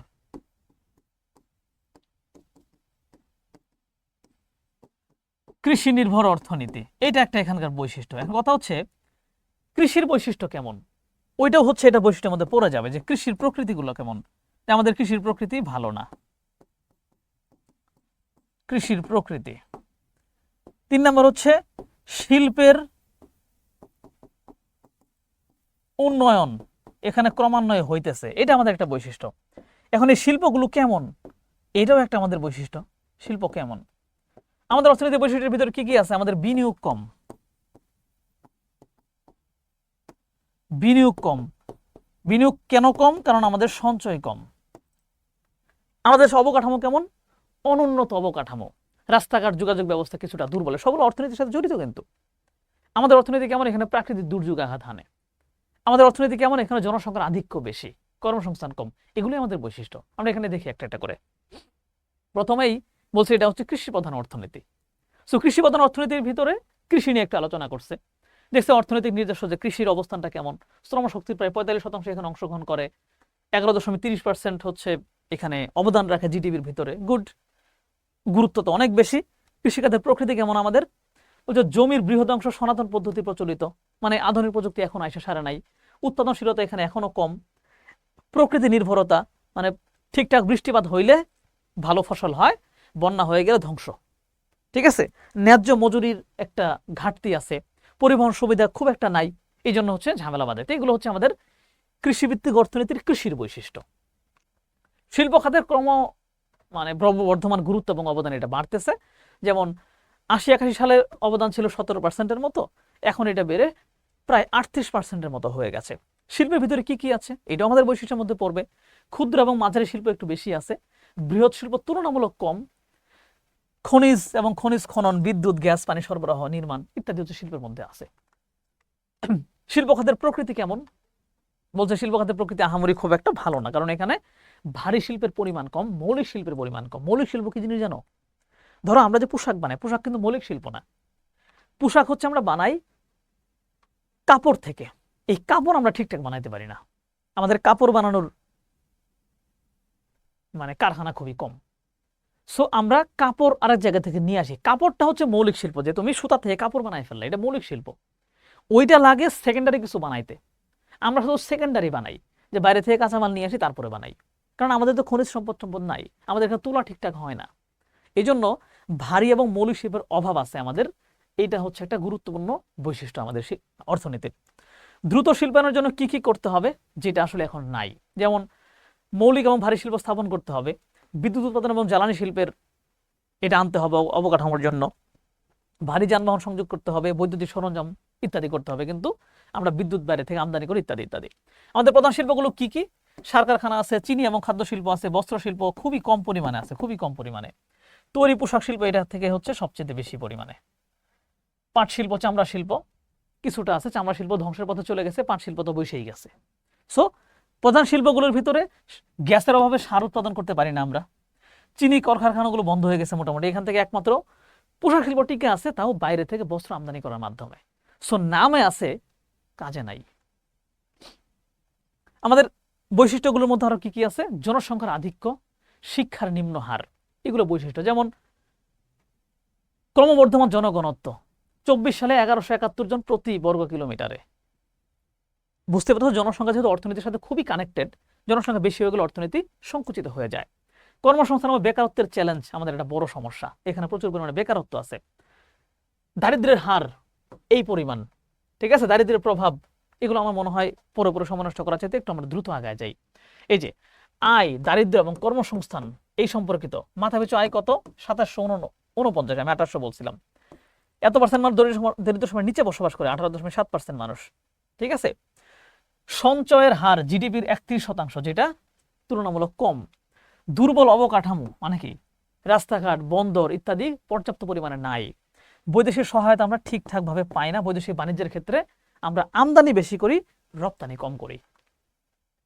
তার মানে আমাদের অর্থনীতির বৈশিষ্ট্য গেল, এবং বৈশিষ্ট্য থেকে আমরা বুঝতে পারলাম যে আমাদের অর্থনীতি খুব একটা ভালো না, আমরা খুব একটা ভালো অবস্থানে নাই। কারণ আধুনিক বিশ্ব শিল্পের দিকে আগায় যাচ্ছে, সেখানে আমরা আমাদের শিল্পগুলো পিছায় পড়তেছে। শুধু পোশাক শিল্প ছাড়া আমাদের সম্ভাবনাময় যেসব শিল্প ছিল সবগুলো ধ্বংস হয়ে যাইতেছে। চামড়া শিল্প ধ্বংস হয়ে গেছে প্রায়, পাট শিল্প ধ্বংস হয়ে গেছে, সার শিল্প গ্যাসের অভাবে কারখানাগুলো বন্ধ থাকে, চিনি শিল্প প্রায় ৯টা চিনি কল বন্ধ হয়ে, প্রায় ৫টা চিনি কল বন্ধ হয়ে গেছে, শুধু পোশাক টিকে আছে। তার মানে অর্থনীতি খুব একটা ভালো লক্ষণ আমাদের সামনে নাই। আবার কৃষিতে উৎপাদনের নানা ধরনের ঝামেলা আছে। তো এই যে আমরা যে পিছায় আছি, স্বাধীনতার এত বছর পরও, ধরো আমরা যখন স্বাধীন হই বা স্বাধীনতার আগে, সেই ৬০-এর দশকে বা ৭০ দশকে, ৬০-৭০-এর দশকে, ধরো আজকের মালয়েশিয়া, তারপর হচ্ছে সিঙ্গাপুর, এই দেশগুলো বাংলাদেশের মতোই অবস্থা ছিল, কোনো কোনো ক্ষেত্রে বাংলাদেশের সাথে পিছায় ছিল।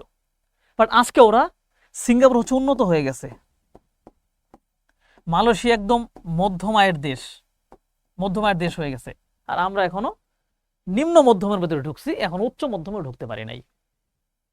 তো এই যে কেন আগাইতে পারলাম না, প্রতিবন্ধকতাগুলো আসলে কি কি? প্রতিবন্ধকতাগুলো আসলে অনেক। এই প্রতিবন্ধকতা বুঝতে গেলে আমাদের একটু ঐতিহাসিক বিষয়গুলো জানা লাগবে। আমাদের মূল ঝামেলাটা হচ্ছে ১৭৫৭ থেকে ১৯৭১, এই যে একটা লম্বা সময় যখন আমরা আসলে বিদেশিদের দ্বারা এখানে নির্যাতিত ছিলাম, শোষিত ছিলাম, এই সময় আমাদের অর্থনীতিটার মাজা ভেঙে গেছে। বুঝতে পারতেছো? তাহলে মূল কারণটা কি? ঔপনিবেশিক শাসন এবং শোষণ। পর্যায়গুলো দেখি আমরা। প্রাচীন বাংলায় বা মুসলিম শাসন আমলে কিন্তু বাংলা ছিল একেবারে অর্থনীতির স্বর্ণযুগ ছিল, কৃষি এবং শিল্পের ব্যাপক প্রাচুর্য ছিল। তখন এই অঞ্চলের মানুষ, মানে আজ থেকে আমি মধ্যযুগের কথা বলতেছি, ধরো 1300, 1400, 1500 সালের দিকের কথা, এই অঞ্চলের মানুষ খুবই ধনী ছিল, খুবই আয় হইতো। এবং এই যে পুরো বিশাল যে ভারতীয় অঞ্চল, মুঘলদের রাজধানী ছিল দিল্লি, ওরা বাংলাকেও শাসন করতো। মুঘলদের পুরো ভারতের ভিতরে সবচেয়ে ধনী প্রদেশ ছিল আমাদের বাংলা, এখান থেকে তারা প্রচুর রাজস্ব পাইতো। সে এত ধনী ছিলাম আমরা। সেই ধনী থাকা অবস্থায় ধীরে ধীরে আমরা ধ্বংস করে দিতে, এই ধনী থাকার কারণেই ইউরোপের শক্তিগুলো দেখছে এখানে যাইতে হবে, এদের শোষণ করতে হবে। আইসা ওরা কি করছে? আমাদেরকে একদম শেষ করে দিছে। ব্রিটিশ আমলে কি করছে? চিরস্থায়ী বন্দোবস্ত করছে, শোষণ এবং লুণ্ঠন করছে। চিরস্থায়ী বন্দোবস্ত হলো জমিদারি প্রথা শুরু দিছে এবং জমিদারগুলো শোষণ করত, আর এই শোষণের টাকা ব্রিটিশরা নিয়ে ইংল্যান্ডে চলে যাইত। আমরা ধীরে ধীরে বিপদের মধ্যে পড়ে যাইতাম। ইংল্যান্ডে শিল্প বিপ্লব হয়েছে, আর এই জন্য আমাদের যে বস্ত্র শিল্প ছিল সেগুলো ধ্বংস করে দিয়েছে। বলছে ইংল্যান্ডে কাপড় উৎপাদন হচ্ছে, ওগুলো আমাদের এখানে বিক্রি করবে, তোমাদের দেশে শিল্প থাকার দরকার নেই।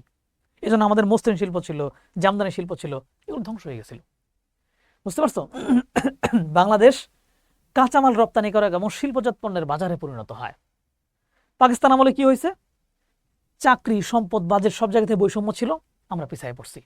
ফলাফল, অর্থনীতির ভিত্তিটা ধ্বংস হয়ে গেছে এবং আমরা ধীরে ধীরে পরনির্ভর অর্থনীতিতে পরিণত হয়েছি। এটা মেন কারণ। এখন হচ্ছে বর্তমান সময়ের প্রধান প্রতিবন্ধকতাগুলো কি কি আমরা ইতিমধ্যে জানি।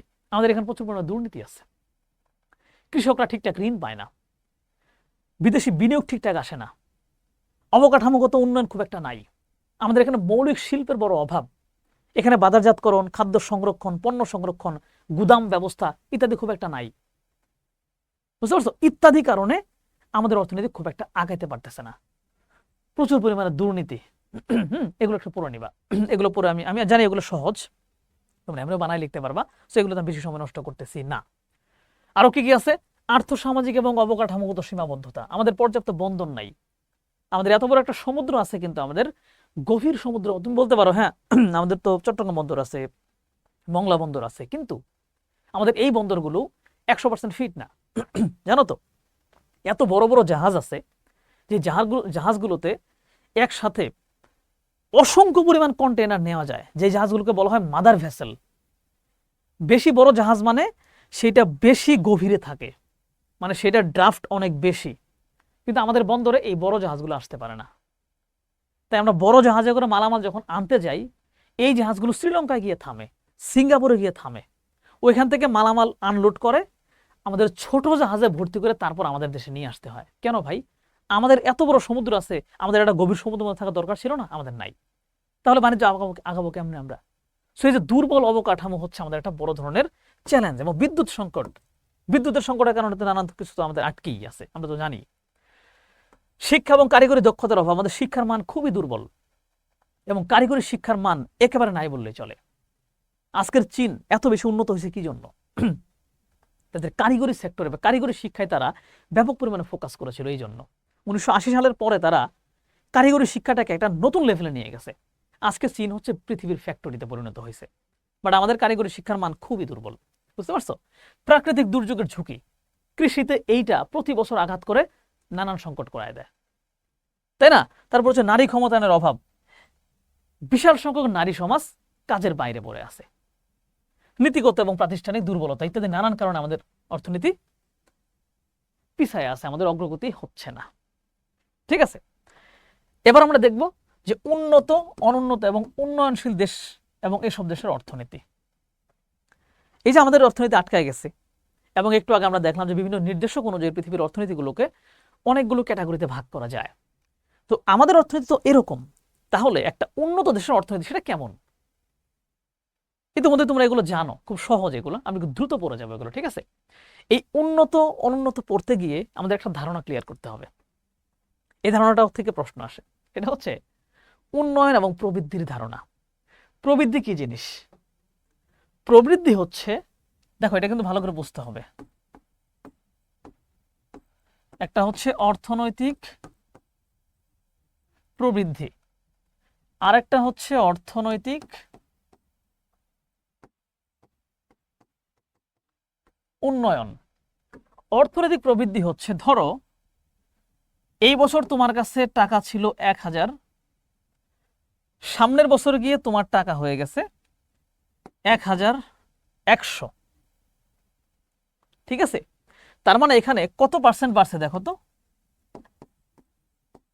10% বাড়ছে। এই যে দেখো যে আগের বছরের তুলনায় পরের বছর যেই পরিমাণ বৃদ্ধি পায় এটাই হচ্ছে প্রবৃদ্ধি। যে একটা দেশের টোটাল জিডিপি ছিল মনে করো যে 500 কোটি, সেটা পরবর্তী বছর হয়ে গেছে 600 কোটি। এই যে যেই পরিমাণ বাড়লো, এটাকে বলা হবে হচ্ছে, যেমন এখানে প্রায় 20%-এর উপরে বাড়ছে, এটাকে বলা হচ্ছে অর্থনৈতিক প্রবৃদ্ধি। কিন্তু এই অর্থনৈতিক প্রবৃদ্ধি মানেই কি অর্থনৈতিক উন্নয়ন? না। অর্থনৈতিক প্রবৃদ্ধি দরকার, এটা হইতেই পারে, বাট অর্থনৈতিক উন্নয়ন হচ্ছে যদি এই প্রবৃদ্ধিটা তোমার দেশের মূল্যস্ফীতি, তোমার দেশের জনসংখ্যা, তোমার দেশের দ্রব্যমূল্য এগুলোর তুলনায় বেশি হয়। যেমন এগুলা যে হারে বাড়ছে তার চাইতে বেশি বাড়ছে তোমার অর্থনীতি, তাহলে তোমার উন্নয়ন হবে, ওটাকে বলো উন্নয়ন। না হইলে হবে না। ধরো এই যে বললাম যে 10% বাড়ছে, এখন যদি দেখা যায় যে বাজারে দ্রব্যমূল্য 10% বেড়ে গেছে, তোমার দেশের জনসংখ্যাও 5% বাড়ছে, তাহলে আলটিমেটলি তুমি তো লসে আছো, তোমার উন্নয়ন হয় নাই। আগের বছরের তুলনায় প্রবৃদ্ধি হয়েছে কিন্তু প্রকৃত কোনো উন্নয়ন হয় নাই। সো যখন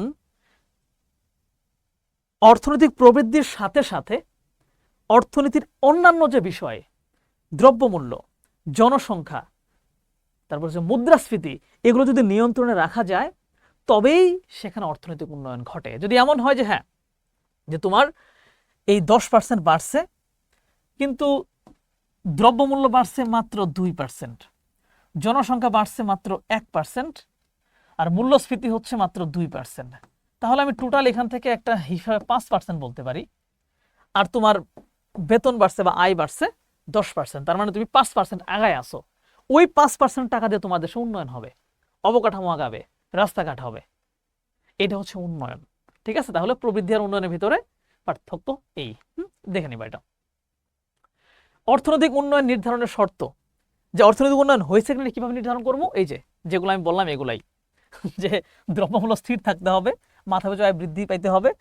ঠিক আছে, মানে মাথাপিছু আয় বৃদ্ধির হার দ্রব্যমূল্য বৃদ্ধির হারের চাইতে বেশি হইতে হবে, তবেই হচ্ছে সেখানে উন্নয়নটা ঘটলো। আর এসবের মধ্য দিয়ে অর্থনীতির কাঠামোগত পরিবর্তন আসে, মানে যখন প্রকৃতপক্ষে উন্নয়নটা হয় তখন কাঠামোগত পরিবর্তন আসে। কাঠামোগত পরিবর্তন কি? অবকাঠামোগত চেঞ্জ আসে। রাস্তাঘাট ছিল না, রাস্তাঘাট হয়। তারপর হচ্ছে পরিবহন এক সময় দুর্বল ছিল, এখন পরিবহন খুব উন্নত হয়ে যায়। বিভিন্ন প্রযুক্তি আসে, নতুন নতুন উৎপাদন হয়, এবং এটা জাতীয় আয় থেকে নানান দিকে বন্টন হয়। সো যখন তোমার প্রবৃদ্ধি হবে এবং উন্নয়নটাও হবে, তখন এই কাঠামোগত জায়গায় একটা বিরাট ধরনের পরিবর্তন আসবে, রাস্তাঘাট হবে ইত্যাদি ইত্যাদি।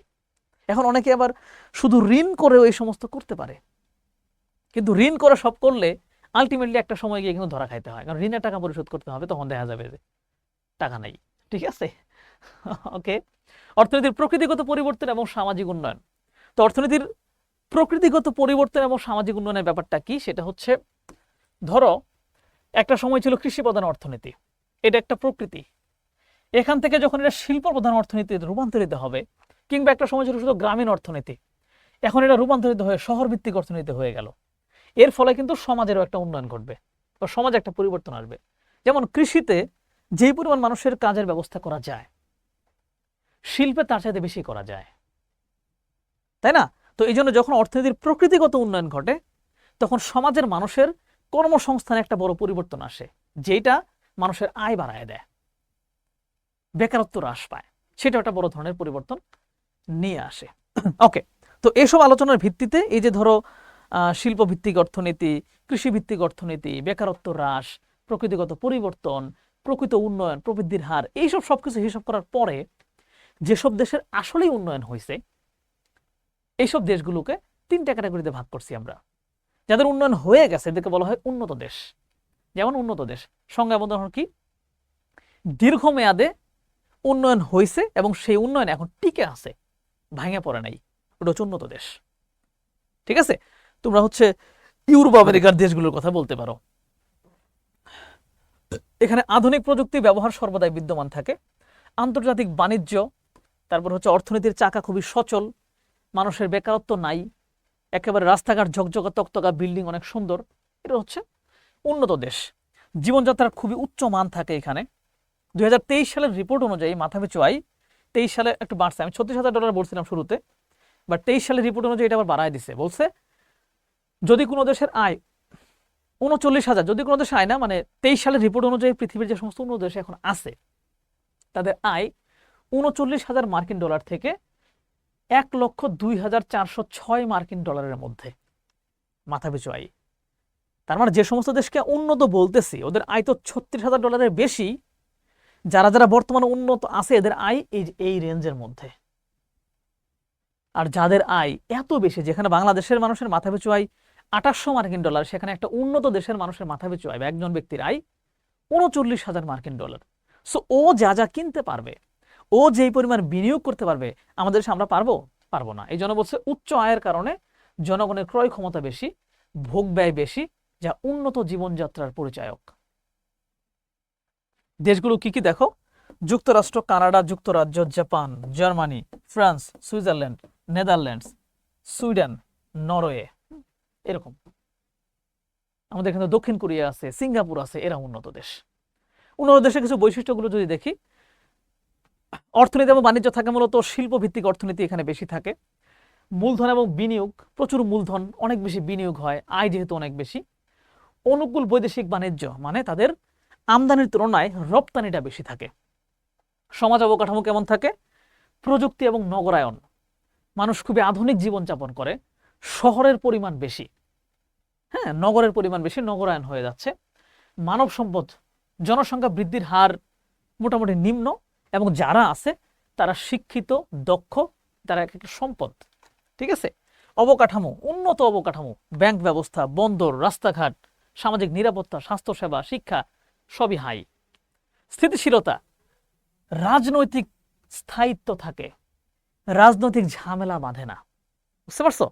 স্বচ্ছ প্রশাসন, কোনো ধরনের দুর্নীতি এখানে দেখা যায় না, সকল প্রতিষ্ঠান খুবই স্বচ্ছ, মানুষকে সেবা দেয়।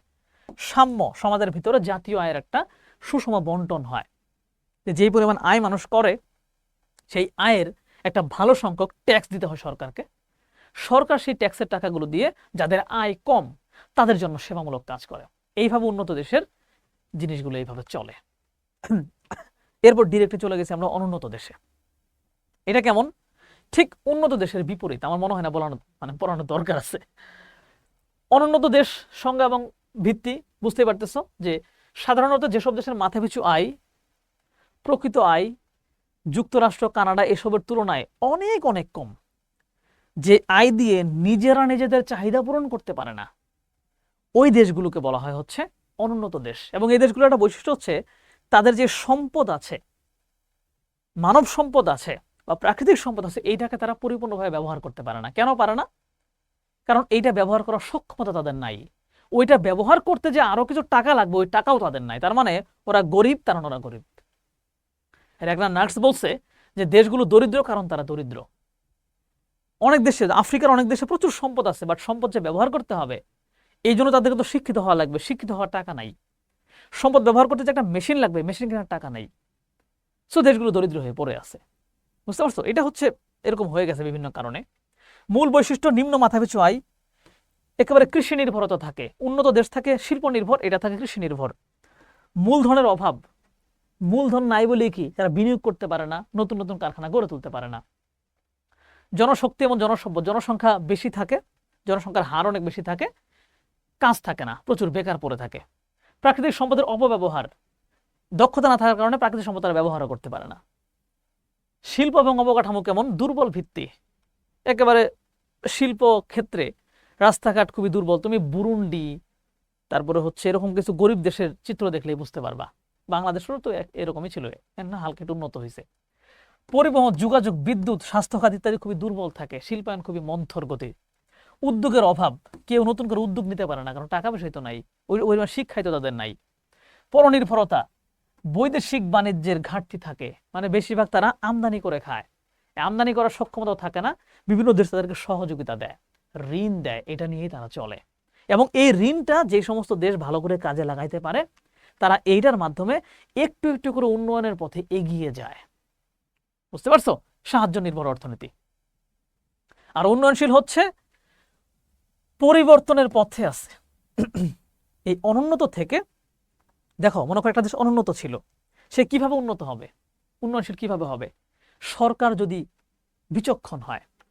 ধরো সরকার কি করবে, বিভিন্ন দেশ তো সহযোগিতা করে, কোন দেশের কাছ থেকে সহযোগিতা নিবে, এই সহযোগিতার টাকাটা ঠিক কিভাবে তারা ব্যবহার করতে পারলো এইটার উপর ডিপেন্ড করে তাদের দেশ উন্নয়নশীল হবে কি হবে না।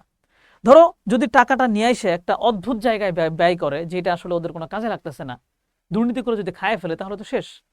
বাট ওই টাকাটা যদি সে শিক্ষা খাতে ব্যয় করতে পারে, ভালো অবকাঠামো নির্মাণ করতে পারে, তাহলে ওইখান থেকে নতুন নতুন দক্ষ মানুষ বের হবে, এরা পরবর্তীতে দেশের হাল ধরে ধীরে ধীরে ধীরে ধীরে আগায় নিয়ে যাবে। আর এইভাবেই কিন্তু দেশগুলো আগাইছে। ধরো বাংলাদেশ এখন এখানে পড়ে আছে, মালয়েশিয়া আমাদের পিছন থেকে অনেক দূর আগে গেছে। কেন? মালয়েশিয়ার একজন নেতা ছিল মাহাথির মোহাম্মদ।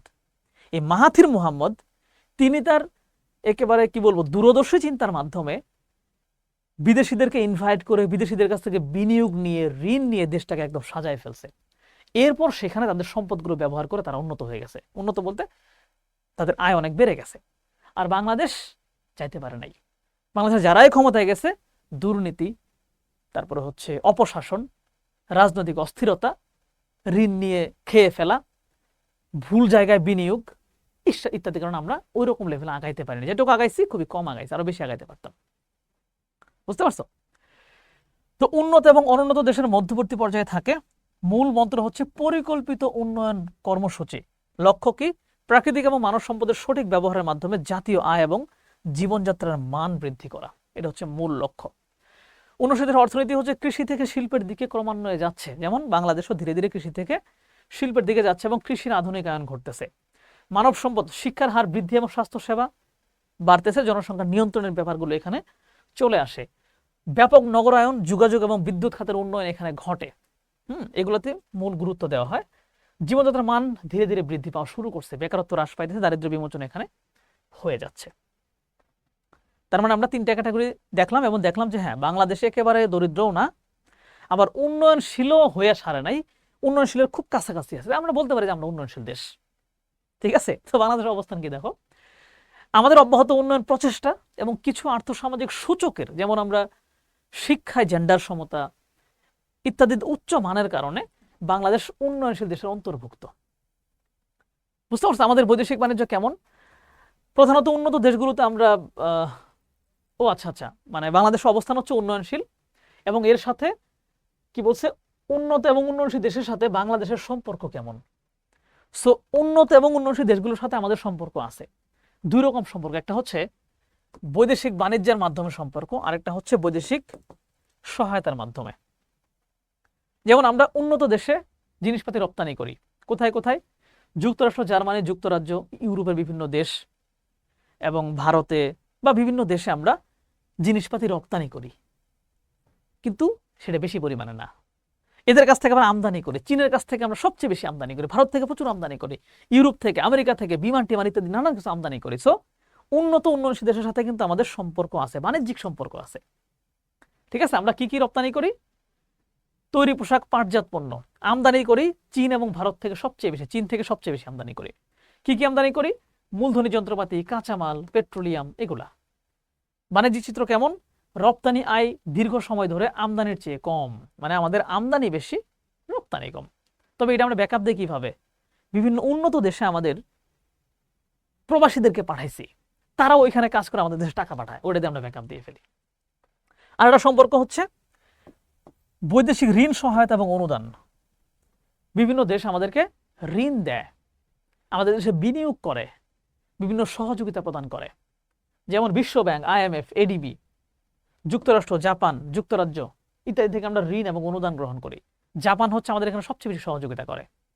চীনের বড় বড় প্রকল্প বাংলাদেশে আছে, জাপানের বড় বড় প্রকল্প বাংলাদেশে আছে। তার মানে সম্পর্ক আমাদের দুই ধরনের, একটা হচ্ছে বাণিজ্যিক সম্পর্ক, আমদানি রপ্তানি দুই ক্ষেত্রেই আছে, আরেকটা হচ্ছে ঋণ, অনুদান এবং সহযোগিতা ভিত্তিক সম্পর্ক, যে আমাদেরকে তারা ঋণ টিন দিয়ে বাঁচায় রাখছে, বলা যেতে পারে, বিনিয়োগ করে বাঁচায় রাখছে। তো এই দুইটা জায়গা থেকে আমরা উন্নত এবং উন্নয়নশীল সাথে আমাদের সম্পর্ক আছে। ঠিক আছে, তো আমরা হচ্ছে এইসব ঋণ অনুদান ইত্যাদির মাধ্যমে এগুলো ব্যবহার করে আমরা ধীরে ধীরে আগায় যাওয়ার চেষ্টা করতেছি। যে আমরা যদি ধরো যে পরিমাণ দুর্নীতি বাংলাদেশে হয়, যেই পরিমাণ অর্থ পাচার হয়, এইটা যদি ঠিকঠাক না হইতো তাহলে কিন্তু ধরো আমাদের এত কষ্ট হইতো না। কেন কষ্ট হইতো না জানো? আমাদের আমরা হচ্ছে আমদানি করি, একটা একটা ওভারঅল হিসাব দিচ্ছি, একটু মনে রাখো। বাংলাদেশের আমদানি ব্যয় কিন্তু মোটামুটি বলা যায় যে 80 থেকে 85 বিলিয়ন ডলার। বাংলাদেশের আমদানি ব্যয় 80 থেকে 85 বিলিয়ন ডলার। আর আমরা রপ্তানি করে পাই কত জানো? রপ্তানি করে পাই হচ্ছে 60 থেকে 62 বিলিয়ন ডলার। তার মানে আমাদের রপ্তানি কম, আমদানি বেশি। যে দেশের এই দুইটা সমান সমান তাদের তো হয়েই গেল। আবার যাদের আমদানি বেশি রপ্তানি কম তারা তো বহুত আগায় যায়। আমাদের রপ্তানিটাই কম। এখন এই যে দেখো 20 থেকে 22 বিলিয়ন ডলার একটা গ্যাপ আছে না? আমাদের প্রায় 22 বিলিয়ন ডলারের একটা গ্যাপ আছে। এই গ্যাপটা আমরা পূরণ করি কি দিয়ে জানো? আমাদের প্রায় 1.5 কোটি প্রবাসী আছে বিভিন্ন দেশে। এরা প্রতি বছর 22 থেকে 25 বিলিয়ন ডলার দেশে পাঠাইতো। গত বছর এটা বেড়ে 30 বিলিয়ন হয়ে গেছে। 30 বিলিয়ন হয়ে গেছে। এই যে 22 বিলিয়ন একটা গ্যাপ আছে, এই গ্যাপটা আমরা এর মাধ্যমে পূরণ করি। তাহলে আমাদের যেহেতু এগুলো এমনিতেই পূরণ হয়ে যায়, তাহলে দেশের উন্নয়নটা কে করবে? ওই উন্নয়ন করার জন্য আমরা বিদেশ থেকে ঋণ নিয়ে আসি, বিদেশে মানুষকে বলি যে আমাদের দেশে বিনিয়োগ করেন। এখন আমাদের সরকাররা কি করছে দেখো, বিনিয়োগ এবং ঋণের ভিতরে কিন্তু একটা পার্থক্য আছে। বিনিয়োগ হচ্ছে, ধরো আমি তোমার দেশে বিনিয়োগ করতে চাই, তুমি আমাকে বলবা যে আমার দেশে এই কাজগুলো করতে পারেন আপনি, এবং এখান থেকে আপনি বিনিয়োগ, ধরেন আপনি একটা ব্রিজ বানাই দিবেন, তোমার দেশে একটা ব্রিজ আমি আমার টাকাতে বানাবো। আমি যাই হিসাব করে দেখবো যে এই ব্রিজটা বানাতে খরচ হবে আমার 1000 কোটি টাকা, এবং ব্রিজটা বানানোর পরে এই ব্রিজ থেকে যদি আমি 5 বছর টোল উঠাই, তাহলে আমি এখান থেকে 500 কোটি টাকা লাভ করে আসতে পারবো। তখন তুমি আমাকে দায়িত্বটা দিবা, আমি নিজে সেখানে গিয়ে ব্রিজটা নিজেই বানাবো এবং নিজে পরবর্তী 5 বছর টোল উঠায় সেখান থেকে চলে আসবো। আমার লাভ হইলো আর ব্রিজটা তোমার থেকে গেল। এতে কিন্তু দুর্নীতি হবে না। এই মডেলে বাংলাদেশের নেতারা না যায় কি করে জানো? নিজেরা ঋণ নিয়ে আসে, বলে যে আমাদের টাকা দিয়ে আমরা নিজেরাই বানাইতেছি। তো 2000 কোটি টাকা ঋণ নিয়ে আসে, কাজ করে 1000 কোটি টাকা, আর 1000 কোটি টাকা মায়ের। এইভাবে প্রচুর ঋণ নিয়ে এসে আমরা বহুত উন্নয়ন কাজ করছি, কিন্তু ঋণের পরিমাণ এত বেড়ে গেছে, এখন ঋণ থেকে আমরা মুক্তি পাইতেছি না। সো দেশের মানে আমাদের কিন্তু দেখো এখানে কিন্তু খুব একটা ঝামেলা নাই, আমাদের মৌলিক চাহিদা কিন্তু আমরা এখান থেকে পূরণ করে ফেলতে পারতেছি। সো বিদেশিদের বিনিয়োগ করাইতে পারলে, ঋণটাকে ঠিকঠাক কাজে লাগাইতে পারলে 10 থেকে 15 বছরের ভিতরে দেশের পুরো চেঞ্জ করে ফেলা পসিবল। বাট আমাদের নেতারা এটা করে নাই। আবার এই যে ধরো 30 বিলিয়ন ডলার আয় করছে গত বছর প্রবাসী, এই 1.5 কোটি কি 3 কোটি করা যায় না? দেশে কি মানুষের অভাব? অভাব নাই। 3 কোটি হয়ে গেলে তো আমাদের আয় 60 বিলিয়ন হয়ে যাইতেছে। তখন আমাদের এক্সট্রা থেকে যাবে আরো 30 বিলিয়ন ডলার উপরে। ওটাতে কি করবো? ওটাতে নিজের টাকাতে নিজেরা ব্রিজ বানাবো, নিজেরা রাস্তা বানাবো। বাট এই জায়গাগুলোতে দুর্নীতি। বিদেশ পাঠাইতে গেলে যেখানে টাকা লাগে 1,20,000, দালালদের দিয়ে আমাদের টাকা দিতে হয় হচ্ছে 6 লক্ষ টাকা। তো 6 লক্ষ টাকা তো সবাই বিদেশ যেতে পারে? পারে না। অথচ টাকা যদি কমায় দিত যে 1.5 লক্ষ টাকা বিদেশ যাওয়া যাবে, এই 3 কোটি না, মানুষ 5 কোটি মানুষ বিদেশ চলে যাইতো। ওটা সরকার করতে পারে না। এই জায়গায় আমাদের ঘাটতি। যাই হোক, আশা করি আমাদের অর্থনীতির মূল ব্যাপারটা বুঝতে পারছো। এবার চলো আমরা কিছু প্রশ্ন সলভ করব। রিভিশন যেহেতু দিচ্ছি, প্রশ্নগুলো খুব দ্রুত সলভ করে দিয়ে আমরা ক্লাসটা মানে এই অধ্যায়টা শেষ করে ফেলবো আর কি। সংক্ষিপ্ত কয়েকটা প্রশ্ন। 1 নাম্বার, অর্থনৈতিক নির্দেশক বলতে কি বোঝায়? আমি জাস্ট ধরায় দিই উত্তরগুলো, ঠিক আছে? অর্থনৈতিক নির্দেশক হচ্ছে মূলত এমন কিছু বিষয় যেগুলো একটা দেশের অর্থনীতি কেমন এটা নির্দেশ করে। এই যে অর্থনৈতিক নির্দেশক দেশের অর্থনীতির অবস্থান নির্দেশ করে, বুঝতে পারছো?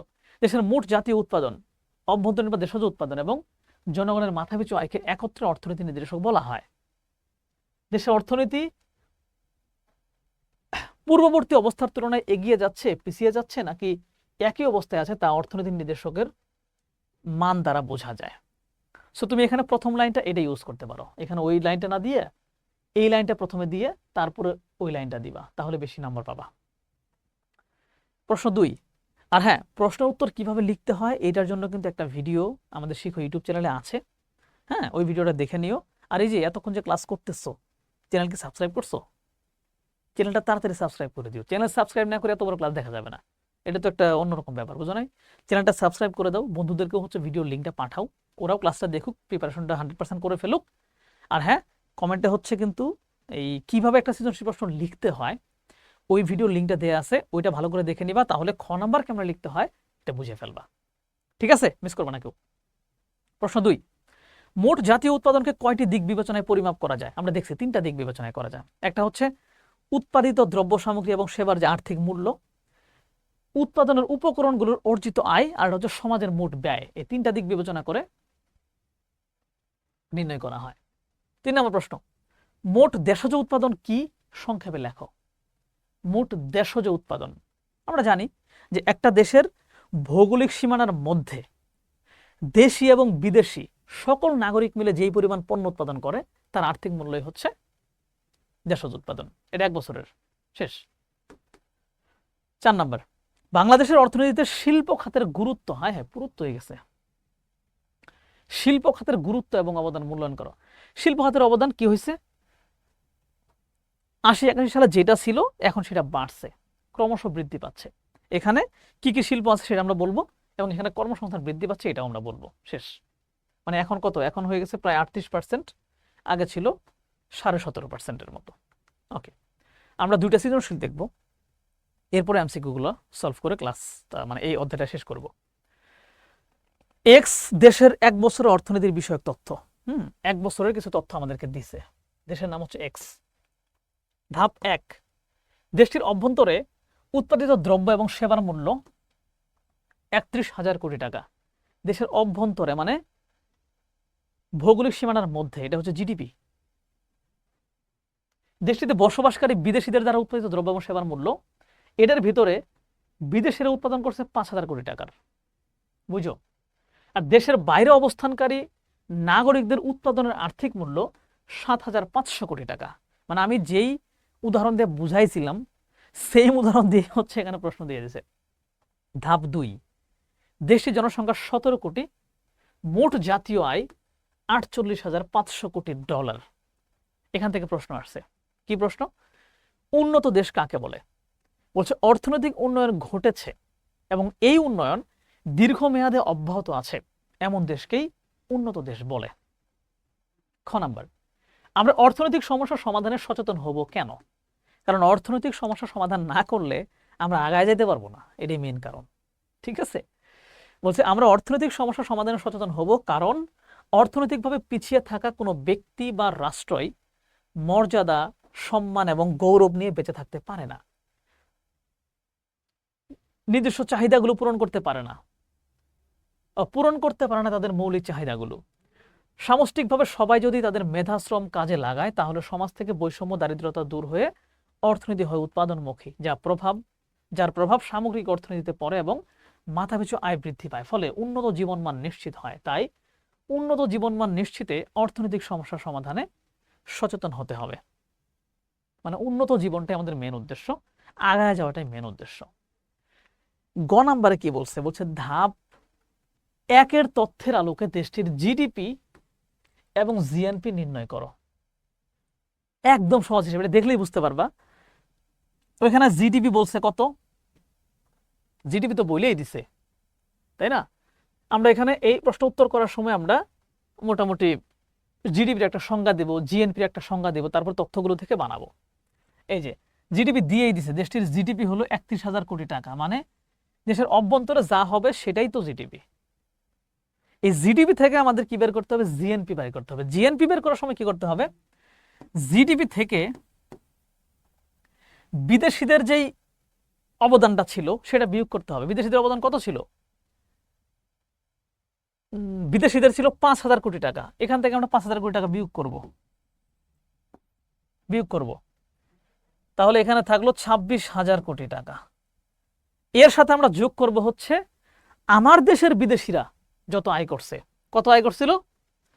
সেটা হচ্ছে 7,500 মনে হয়, 7,500 কোটি টাকা।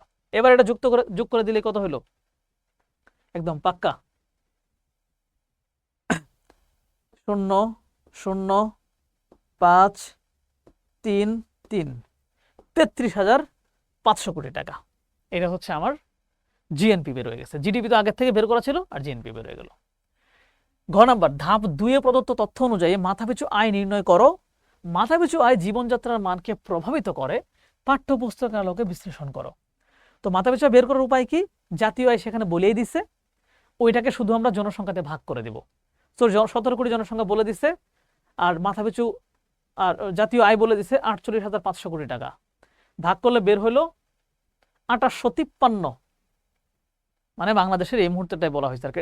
এটা ডলার বলছিল, যদি ডলার বলে থাকে তাহলে ডলার লিখতে হবে আমাদের, ডলার। এরপর আমরা ব্যাখ্যা করব মাথাপিছু আয় কিভাবে হচ্ছে জীবনযাত্রার মানকে প্রভাবিত করে। মাথাপিছু আয় মানে কি? ব্যক্তির নিজস্ব আয়।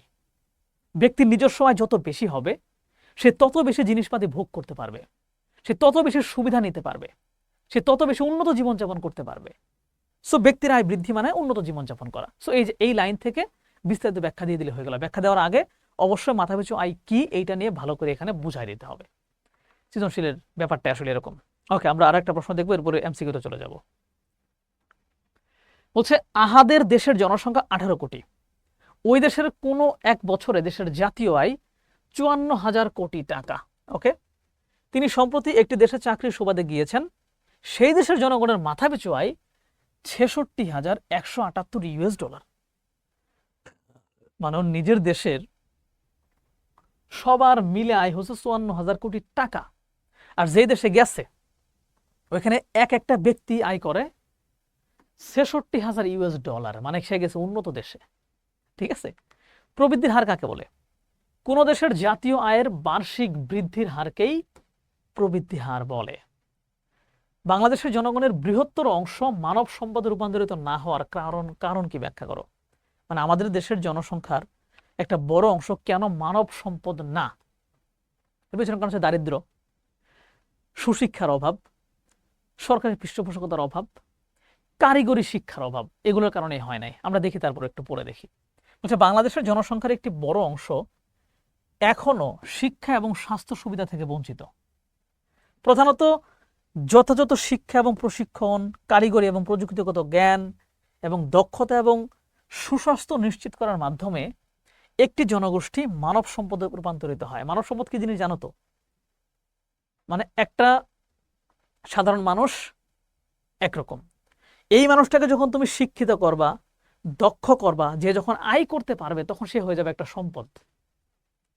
তো বাংলাদেশে বেকারত্ব এবং দারিদ্র্যের কারণে বড় সংখ্যক জনগণ খাদ্যাভাব এবং পুষ্টিহীনতার শিকার, এবং এদেশে কাঙ্ক্ষিত মাত্রার বিজ্ঞান শিক্ষা, কারিগরি এবং প্রযুক্তি শিক্ষার বিস্তার ঘটেনি। আর এসব কারণেই বাংলাদেশের জনগণের বৃহত্তর অংশ মানব সম্পদে রূপান্তরিত হয় নাই। গ নাম্বার, উদ্দীপকে বর্ণিত আহাদের দেশের মাথাপিছু আয় ব্যাখ্যা সহ নির্ণয় করো। আহাদের দেশের মাথাপিছু আয় নির্ণয় করতে বলছে। জনসংখ্যা তো বলা ছিল, দেখি। হ্যাঁ, জনসংখ্যা ছিল 18 কোটি। ওই দেশের কোনো এক বছরে দেশের জাতীয় আয় 54,000 কোটি টাকা। তো এখানে দেখি কি বের করছি আমরা। মাথাপিছু আয় হলো কোনো নির্দিষ্ট সময় দেশের নাগরিকদের গড় আয়। এটি দুটি পৃথক মান দ্বারা বের করা হয়।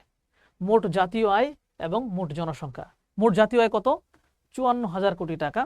আর জনসংখ্যা হচ্ছে 18 কোটি। এটা ভাগ দিয়ে দিলাম। ভাগ দিয়ে দিলে বের হয়ে গেল হচ্ছে, যেটা বের হবে, এটা ডলারে বের করছে। ঠিক আছে, এটা ডলারে বের করছে। সো 54,000কে যদি আমরা 18 কোটি দিয়ে হচ্ছে ভাগ দিয়ে দিই, সো এটা হচ্ছে সহজে বুদ্ধি করার জন্য কি করছে জানো? এই 54,000 কোটিকে প্রথমত ডলার বানাইছে।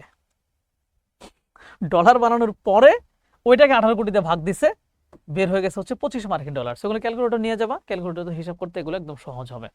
25 মার্কিন ডলার বের। সুতরাং আমাদের দেশের মাথাপিছু আয় হচ্ছে 25 মার্কিন ডলার। মানে জাস্ট আয়কে জনসংখ্যাতে ভাগ করলে হয়ে গেল, এটা আহামরি কিছু না।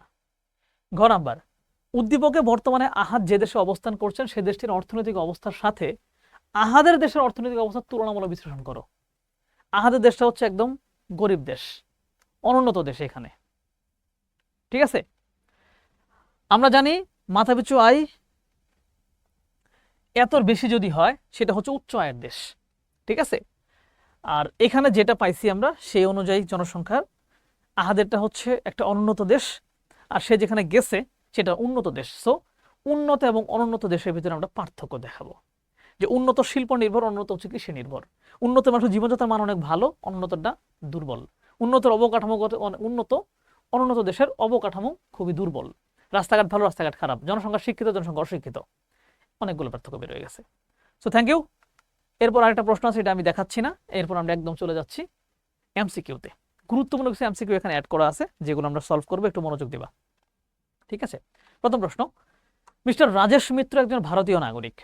তিনি গাজীপুরে একটি গার্মেন্টস ফ্যাক্টরিতে প্রোডাকশন ম্যানেজার হিসেবে কাজ করেন। মিস্টার রাজেশের আয় কোন খাতের অন্তর্ভুক্ত? ভারতীয় নাগরিক, বাংলাদেশে আয় করতেছে। সো দেশের ভিতরে বিদেশির আয়টা কি? মোট দেশজ উৎপাদন বা জিডিপি, গ্রস ডোমেস্টিক প্রোডাক্ট। দেশজ উৎপাদনের ক্ষেত্রে গুরুত্বপূর্ণ বিবেচ্য বিষয় কোনটায়? দেশজ উৎপাদনে গুরুত্বপূর্ণ হচ্ছে একটাই, সেটা হচ্ছে ভৌগোলিক সীমানা। যে ভৌগোলিক সীমানার মধ্যে আছে কিনা, থাকলেই হচ্ছে, আর কিছু লাগে না। উৎপাদিত দ্রব্য সামগ্রী এবং সেবার আর্থিক মূল্যের সমষ্টিকে কি বলা হয়? উৎপাদিত দ্রব্য সামগ্রী এবং সেবার আর্থিক মূল্য। এখন এইটা, এই প্রশ্নে একটু ছোট্ট একটু ভুল আছে। এটা কোথাকার? যদি এমন হয়তো একটা নির্দিষ্ট দেশের নাগরিকের, তাহলে মোট জাতীয় উৎপাদন হয়ে যেত। আর এখানে দেখো তিনটার ভিতরে একটাও ঠিকঠাক নাই, সো জাতীয় উৎপাদনই হবে। উৎপাদন পদ্ধতিতে মোট জাতীয় উৎপাদন হিসাব করতে হলে কোন দ্রব্যটি হিসাব করা হয়? চূড়ান্ত দ্রব্যটা হিসাব করা হয় সবসময়। ঠিক আছে, যেমন সুতা, কাপড়, পোশাক, আলটিমেটলি বিক্রি হবে কোনটা? পোশাক। সো পোশাকের দামটাই মেন, ওইটাই হিসাব করা হবে, এটা হচ্ছে চূড়ান্ত পণ্য। উন্নয়নের মাত্রার উপর ভিত্তি করে বিশ্বের দেশসমূহকে কয় ভাগে ভাগ করা হয়েছে? একদম সহজ, 3 ভাগে ভাগ করা হয়েছে। উচ্চ মধ্য আয়ের দেশের মাথাপিছু আয় কত? উচ্চ মধ্য আয় সেটা কি? 4,500 থেকে 13,000 পর্যন্ত, রাইট? এই যে এখানে যেটা দেওয়া আছে বেস্ট সুইটেবল হচ্ছে এইটা, যেখানে 4,000 থেকে 12,000 দেওয়া আছে। এটা এখন একটু বাড়াইছে আর কি। সো এটা হচ্ছে উচ্চ মধ্য আয়, আর এইটার উপরে চলে গেলে সেটা উচ্চ আয় হয়ে যাবে। বাংলাদেশের অর্থনৈতিক অনগ্রসরতার মূল কারণ কি? অনগ্রসরতার মূল কারণ হচ্ছে ঔপনিবেশিক শাসন। কারণ ওরা এসে আমাদের সব ধ্বংস করছে। দুর্যোগ ফুর্যোগ তো আগের থেকেও ছিল, বাট তারপরে তো আমরা উন্নত ছিলাম, বাট ওরা এসে সব নষ্ট করে দিয়ে গেছে। এবং ওদের এই সংস্কৃতির কারণে আমাদের সব দুর্নীতি ফুর্নীতি সব গড়ে উঠছে। এটা আরেকদিন আমরা বোঝাবো না। কৃষিক্ষেত্রের উন্নয়নে একটা বড় বাধা কোনটা? এটা স্বাভাবিক, প্রাকৃতিক দুর্যোগ একটা বড় ধরনের বাধা। শিল্পক্ষেত্রের সমস্যা দূর করতে বাংলাদেশ সরকার কি পদক্ষেপ নিয়েছে? শিল্পনীতি নিয়েছিল 2010 সালে। অর্থনৈতিক উন্নয়ন ঘটবে কোন ক্ষেত্রে? অর্থনৈতিক উন্নয়ন, প্রবৃদ্ধির হার যদি জনসংখ্যা বৃদ্ধির হারের তুলনায় বেশি হয় তবেই উন্নয়ন ঘটবে। আন্তর্জাতিক বাণিজ্যের লেনদেনের ক্ষেত্রে বাংলাদেশ কিভাবে উন্নতি করতে পারে? যদি আমরা আমদানি বৃদ্ধি করতে পারি তাহলে আমরা উন্নতি করতে পারি। আমদানি আমাদের কম, সরি মানে উল্টা বলে ফেলছি। রপ্তানি বৃদ্ধি করতে পারলে আমদানি তো বৃদ্ধি করা যায়, আমদানিতে অলরেডি আমাদের বাইরে আছে। রপ্তানি বৃদ্ধি করতে পারলেই হচ্ছে আমরা আগায় যেতে পারবো। বাংলাদেশ কোন দেশ থেকে সবচেয়ে বেশি পণ্য আমদানি করে? সবচেয়ে বেশি চীন থেকে আমদানি করে। ঠিক আছে, তাহলে এই অধ্যায়ে যাদের যাদের প্রশ্ন ছিল আশা করি মূল কনসেপ্টটা ক্লিয়ার হয়ে গেছে। এবং সেই সাথে এই অধ্যায়ের 2টা সৃজনশীল আমরা দেখেছি, কয়েকটা সংক্ষিপ্ত প্রশ্ন দেখেছি, এগুলো নমুনা প্রশ্ন। হ্যাঁ, এগুলো থেকেও কমন চলে আসবে। কিছু এমসিকিউ দেখাইছি, এখান থেকেও কমন চলে আসবে। ঠিক আছে, যেহেতু বিজিএসটা হচ্ছে একটু কনসেপচুয়াল জিনিস বেশি পড়তে হয়, এবং তোমরা অনেকেই সারা বছর অন্যান্য বিষয়ে পড়ার পাশাপাশি বিজিএসটা পড়ো না, তাই এইটার রিভিশনে কিন্তু আমরা কনসেপ্টটাকে হচ্ছে বেশি গুরুত্ব দিয়েছি। নইলে আমরা চাইতে এরকম করতে পারতাম যে এই অধ্যায় থেকে দেখে দেখে শুধু 50টা এমসিকিউ নিয়ে আসবো, 50টাই কমন আনতে পারতাম, বাট তখন আবার সৃজনশীল লেখার ক্ষেত্রে ঝামেলা